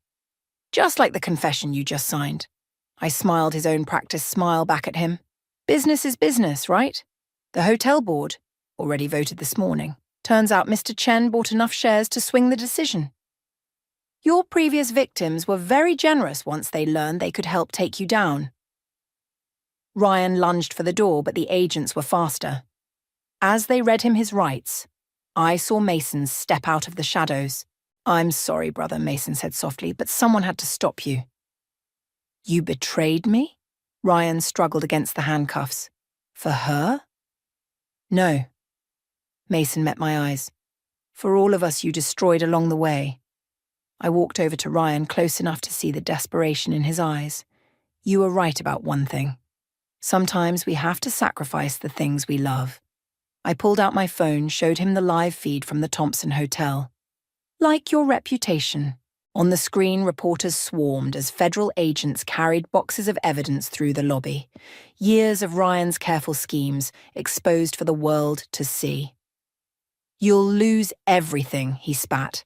"Once people know the hotel was involved, they'll know it helped bring down a criminal enterprise." I pocketed my phone. "The Thompson Hotel becomes the hero of the story. Lily becomes the innocent victim who helped expose the truth. And you become exactly what you always were, a con man who finally got caught. Eva." His voice cracked, that perfect facade finally shattering completely. "Please, I'll give you anything. You already did. You taught me how to destroy someone completely." I turned away, nodding to the agents. "Goodbye, Ryan." As they led him away, I heard him shouting promises and threats, but they meant nothing now. Grace appeared at my side, squeezing my hand. "Lily's awake," she said. "She's asking for you. Tell her I'm coming, with good news." Mason stopped me before I could leave. Was it worth it? Becoming like him to destroy him? I thought about Lily in that hospital bed, about our parents' legacy, about all the people Ryan had ruined. I didn't become like him. I became what I needed to be to protect what matters. Through the terminal windows, I watched Ryan being loaded into a federal vehicle. He looked small now, ordinary, all his power stripped away with his illusions. Sometimes revenge isn't about destroying someone. Sometimes it's about revealing who they truly are, and who you can become in the process. The Morrison Building's renovations started on a Tuesday, just like the day Ryan first walked into my hotel. This time, though, I stood alone at the groundbreaking, watching the sunrise paint the old brick walls gold. "You're here early." Grace appeared beside me, coffee in hand. "The ceremony's not for hours." Just wanted to see it one last time before everything changes. The construction crew arrived, their equipment rumbling to life. Each crash of demolition inside felt like justice, tearing down the last traces of Ryan's schemes to build something real in their place. My phone buzzed. A news alert about Ryan's sentencing. I deleted it without reading. Some endings matter less than new beginnings. Lily's waiting in the lobby, Grace said quietly. She wants to help with the project. I turned away from the construction site, walking toward the hotel. Through the windows, I could see Lily at the front desk, reviewing blueprints with Mason. She looked stronger now, more like herself, though shadows still lingered under her eyes. The Feng Shui consultant says this layout is all wrong, Lily said as I approached. We should move the main entrance. Since when do we care about Feng Shui? Since I started researching Asian hotel designs. She pushed forward a folder of ideas. If we're partnering with Mr. Chen's hotel group, we should incorporate elements that appeal to international guests. I studied the plans, seeing echoes of our parents' original vision mixed with something new, something ours. Mason gathered his papers. I should go. Ryan's sentencing. Stay, I said. We could use a good lawyer for the permits. He hesitated, surprise flickering across his face. Even after everything? Especially after everything. I met his eyes. Some people deserve second chances. The hotel lobby filled with morning light as guests began trickling down for breakfast. I watched them move through the space, unaware they were standing in what had almost been a crime scene. Now it was just a hotel again. Or maybe it always had been, and Ryan had been the only illusion. Eva, Lily touched my arm, about the inheritance. I want to invest it properly this time. In us. In this. She gestured to the blueprints. If you'll trust me again. Trust isn't the problem. I picked up the Feng Shui plans. But maybe we start smaller, one renovation at a time. Grace appeared with more coffee and a stack of newspapers. They're calling us the hotel that caught a criminal. Great for business, terrible for headlines. Speaking of business, Mason pulled out one final document. Ryan's assets are being liquidated. His share of the Morrison project is available for purchase. I looked at Lily, seeing the same thought cross her mind. How much? Less than you'd think. No one wants to touch anything with his name on it. Except us, Lily said firmly. We'll take it. Outside, another crash echoed from the construction site. Through the dust, I could see the Morrison building's original stonework emerging, beautiful despite decades of neglect. You know what Mom used to say about old buildings? I asked Lily. That they're like people. Sometimes you have to strip away everything false to find what's real underneath. She smiled, really smiled for the first time in weeks. And then you rebuild. I spread the blueprints across the front desk, our family gathering around them, Grace with her practical suggestions, Mason with his legal notes, Lily with her international designs. All of us damaged by Ryan's deception, all of us choosing to build something new from the ruins. The morning sun reached the crown molding, the expensive, original details that had first caught Ryan's eye. They still gleamed, but differently now. Less like fool's gold, more like something that had survived the fire and emerged stronger. I picked up a pen, ready to mark changes on the blueprints. Sometimes revenge isn't about destroying what's broken. Sometimes it's about reclaiming what was always yours, and building it into something even your enemies couldn't imagine. All right, I said, let's make something beautiful.